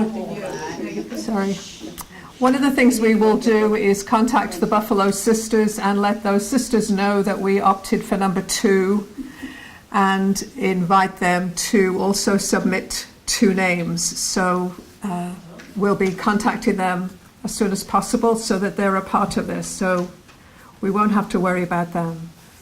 What we were suggesting here, what we were trying to keep it as simple, is that you would take the 2 cards, the color doesn't matter, and write a name on each card of someone that you would recommend for the 2 elected positions for the chapter planning committee. Then we would take the 2 top names. So the 2 sisters that receive the highest number of votes from you would be named. This is for the sisters at large, yes, for the whole community at large, right. Some people aren't here. Well, they don't have to be here to vote for them. We're not limiting our things. No, vote for anybody. Yeah, but I mean, they Yeah. don't have the opportunity to vote. Oh, the one who live over there. Mary has a question in the back. Sorry. Right, you're right, you're right. Right, you're right.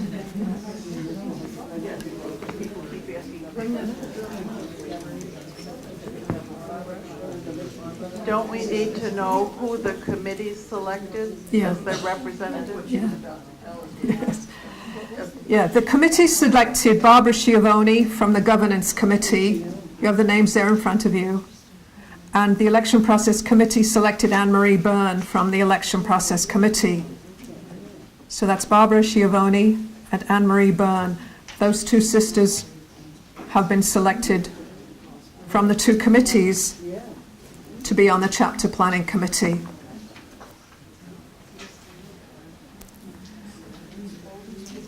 So it certainly would help the process if we could do that today, if you could take a little time.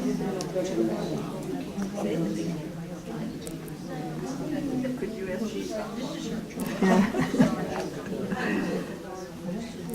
Sisters, are we able to do this now?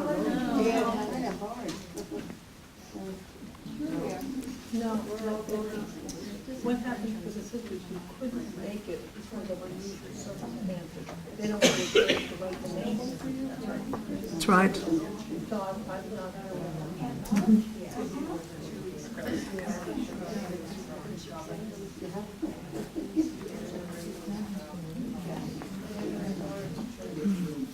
I don't think we can do this now. I think we have to try to leave this just now. I think we have a great challenge to trust each other. You could talk about it before lunch, but it's hard for you to do it after lunch. Maybe if we'd done it this morning, no, I'm only kidding. But it's hard to do this. It's hard for you in practice to trust each other. No one's going to lead you down the rabbit hole. It's going to be all right. There's nothing to be afraid of. And you're not ready to do this. So we need you to go home and reflect on this. And something will come from the leadership team. And we will try to do it as simply as we can. To ask you to send in 2 names. We know that's the whole thing about withdrawing names. We might, I don't know, I'm making this up. We might just leave it that we won't have a process of withdrawing names. You know who the 2 other names are? We'll ask you to send in 2 names.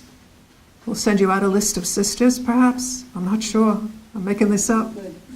And ask you to send in 2 names, and we'll take the top 2 names and ask them if they're willing to serve. And if they're not, we'll go down to the next 2 names. And just keep it as simple as we can. How does that sound? Okay.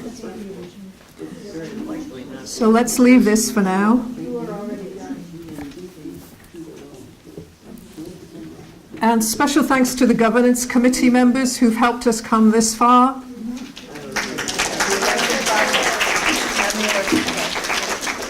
And now we're going to turn to the election process committee, so let's thank them too. So if you just give us a couple of minutes, Anne-Marie's coming up here. I'm going to give you some papers. So we'll just shift gears for the last little time to talk about the election of delegates to the chapter. Thank you.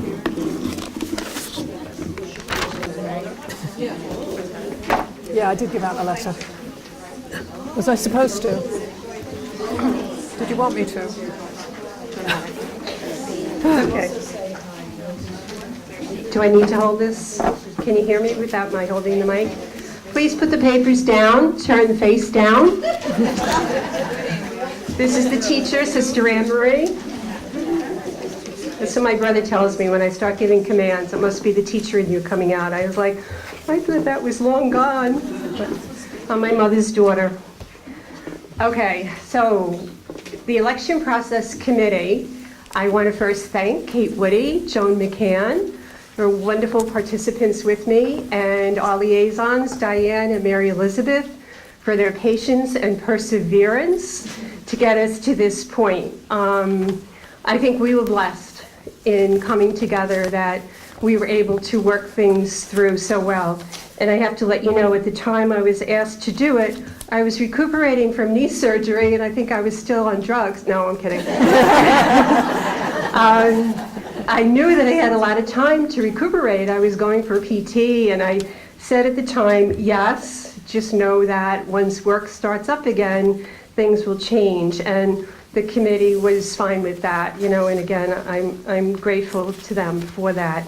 So what we were asked to do as part of the election process, EPC committee as we became known, following the directives of 2013 chapter, we were a committee that was appointed by leadership to look into possible methods of selection for both the leadership nominees and the voting chapter members. And the processes were to be presented to the congregation based on discussion of possible methods, the ability of membership to participate. So what we are looking at today is not the election of delegates. We are looking at the process for the selection of delegates. We are not electing anybody, okay? We are looking at the selection process. And how did we come to this? Well, that's where during that period of time we were on the phone. We contacted 3 canon lawyers. We asked for input from them. Barbara Holland, Sharon Holland, I know, as many of you know, was good enough on her trip to Rome to jot down some things and email them to me. And I'm like, whoa, that's really nice. Lynn Jarrett spoke several times on the phone to me, and Kate spoke to somebody else, I know, another canon lawyer. And Joan researched amongst different congregations what their process was. We pulled all of that together, and basically and Diane put the information out on the LCWR think tank to get feedback from them. We looked at the evaluations from the 2013 voting chapter members that came, and if you weren't tapped to give information, we tried to have informal talks with as many Grey Nuns as we could, as well as sisters from other congregations who were, known to us. So what we are going to be looking at today, and if you have any questions, Kate and Joan, feel free to jump up and see how we can move through it. The basic thing that came over and over and over again from speaking, especially to Lynn, but also to Sharon in her input back to us, is that we're looking for capacity. And what that means is we're looking for voting chapter members to have what we call capacity. So in looking at what does capacity mean for sisters, some of the questions came up, and Joan pointed out early on, well, we don't know the time frame for chapter. We don't know whether it's going to be from 9 to 5, or it's going to be 3 days a week, 5 days, and we still don't know that. The likelihood of 9 to 5 is pretty dead. But just so you know that we are going to be, looking at some time frame and going to be asking people to look at themselves. This is at first a self-nomination process, because if you recall several chapters ago, we were approved to be able to have 100% participation in the chapter. So this is first off a self-nomination process. And then those who choose to self-nominate, their names go out to the total congregation, and then the total congregation votes. So you can now turn over the paper that says Chapter 2018 Voting Chapter Members Selection Process. And I'm going to just outline it for you. I'm not going to read through every section, but I'm going to ask you then to take a few moments of quiet time to read through it yourself. If you need any clarifying answers, we'll be glad to do what we can with it. So what we did first was we outlined what is it that we expect for any chapter participants, and what are the levels that, we are, and it's not anything different than we had before. All sisters are asked and expected to be prayer supporters. Prayer supporters for chapter who are not voting chapter members may attend what we've called chapter sessions. Any sister who wishes to be a voting chapter member, also known as a delegate, and receives 20% of the votes returned from the congregation will be chosen to be voting chapter members. And then if you could just read through what is the role of voting chapter members, just take a few minutes to do that.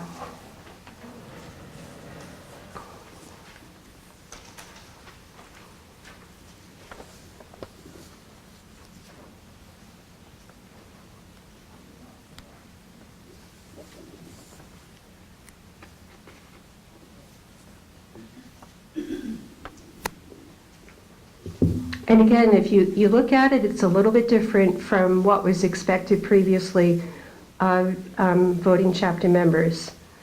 And Margaret has been talking about that with us all day and all since she's been, with us. So then, after looking prayerfully at those pieces, we ask each sister who is considering being a voting chapter member to ask herself what, in terms of time and presence, I'm going to just go through that and then I'm going to let you look back at it.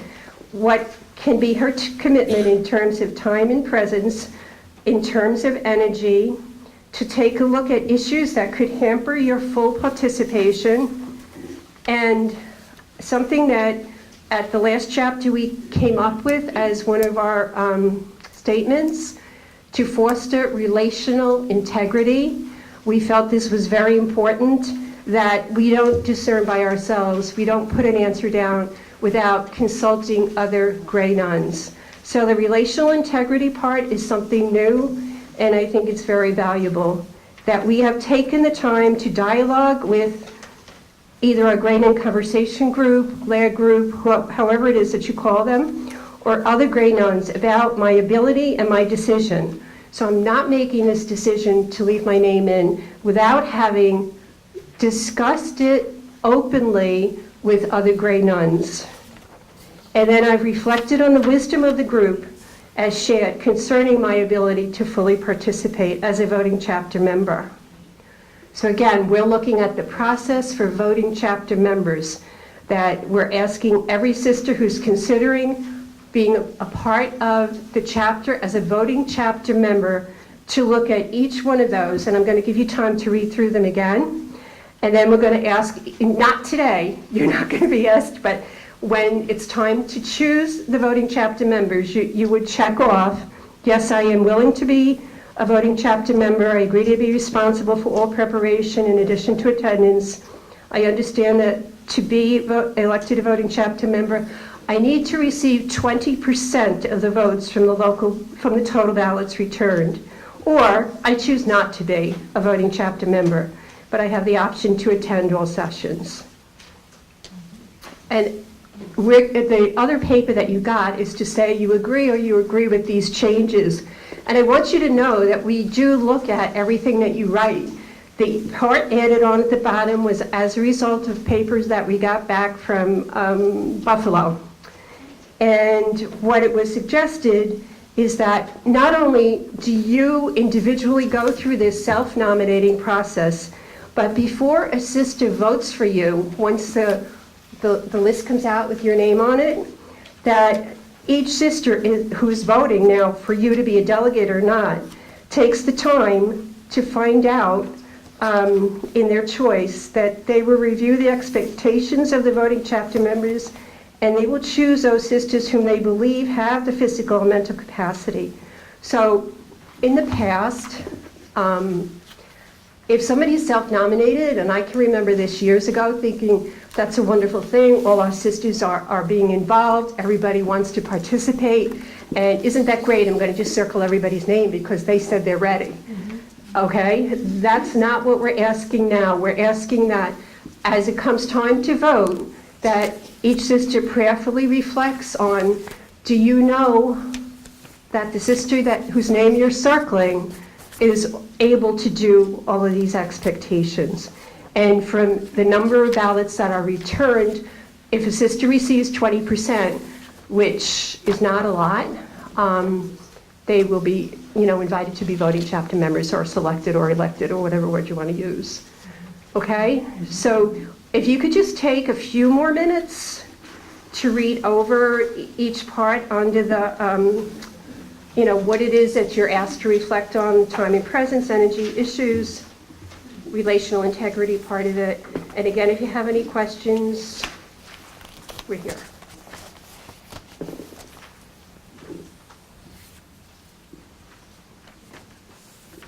Any part of it that needs clarification right off the top?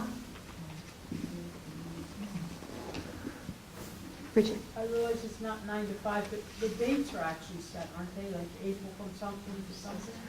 Well, those are possible dates, but that's, my understanding is they could be 3 dates from there. It could be, it's just to put those dates in your calendar so you don't make any other plans during that time, but it's not going to be the full time. Do you know what those dates are again? It's on one of the papers. 8th or 16th.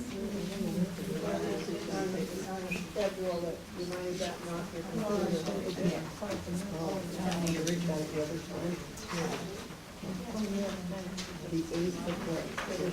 It's on the paper that we got this morning, right? Okay, again, you're not asked to vote for anybody.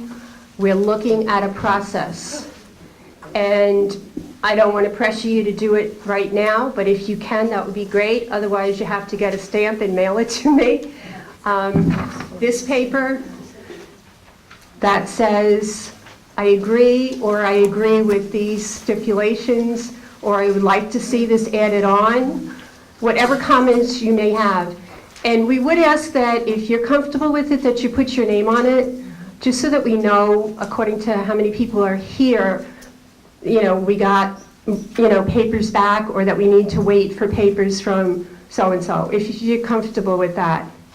So what I'm looking at for you to do, unless you have further questions, is to say, if you're ready to do it now, I agree with the process for the selection of voting chapter members, or I agree with the selection of voting chapter members with these suggestions, additions, changes. Want them to talk for 5 minutes? Give them 5 minutes. 5 minutes, okay. Charlotte? Is there a required number of chapter delegates? Good question. It has to be more than the ex officio, and the ex officio is the leadership. Oh, more than the number on leadership who are ex officio. So, I think maybe a third, no more, there has to be 2/3 not the ex officio. 2/3? That's what it used to be. I don't know if it still is. Yeah, I think it still is. Yeah, you could say that. Okay. 2/3, not including ex officio. Not including the leadership. Oh, including leadership. Not including leadership. I obviously haven't gotten to that point. Yes. It is, you have to have at least 2/3 of the voting members that are elected and not automatically in as is leadership. Okay? We don't have any others besides present leadership who are automatically voting members. So that means you need 10 at least elected people who are not leadership. Okay, so there'll be 5 leadership people will be voting members, and the others will be at least 10 right now, if that's the way it goes. Okay? So as long as you can elect 10 more, that would be enough. So invite them to talk for a few minutes.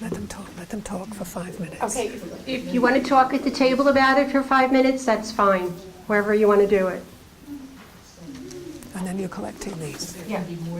The other form, the explanation, which if we get back comments, it may still be tweaked.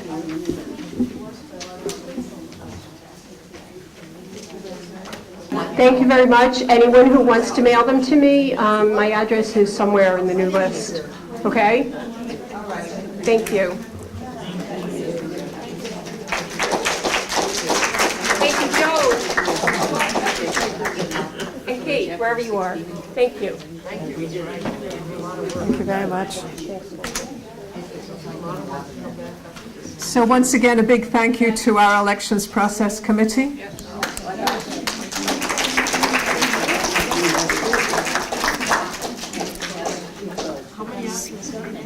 Sisters, we're imagining that we would actually work with the process at the October congregational meeting. So begin to work with it then. So we're drawing this meeting to a close. Could you please sit back for a minute? Think back over your time here together with your sisters. Notice how you're feeling upon apart from tired. Notice how you might be feeling as a result of your interactions with sisters here, during the meals, during the breaks, traveling back and forth.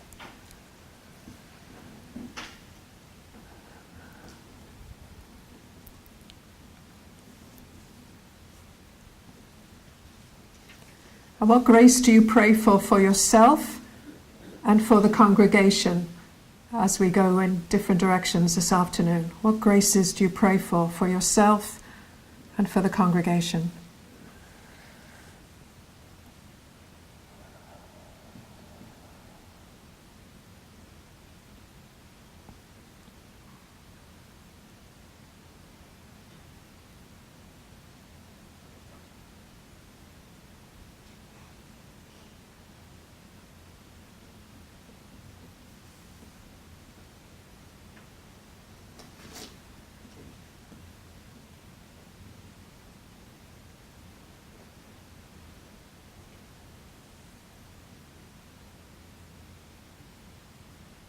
To the Father, and to the Son, and to the Holy Spirit, as it was in the beginning, is now, and will be forever. Amen.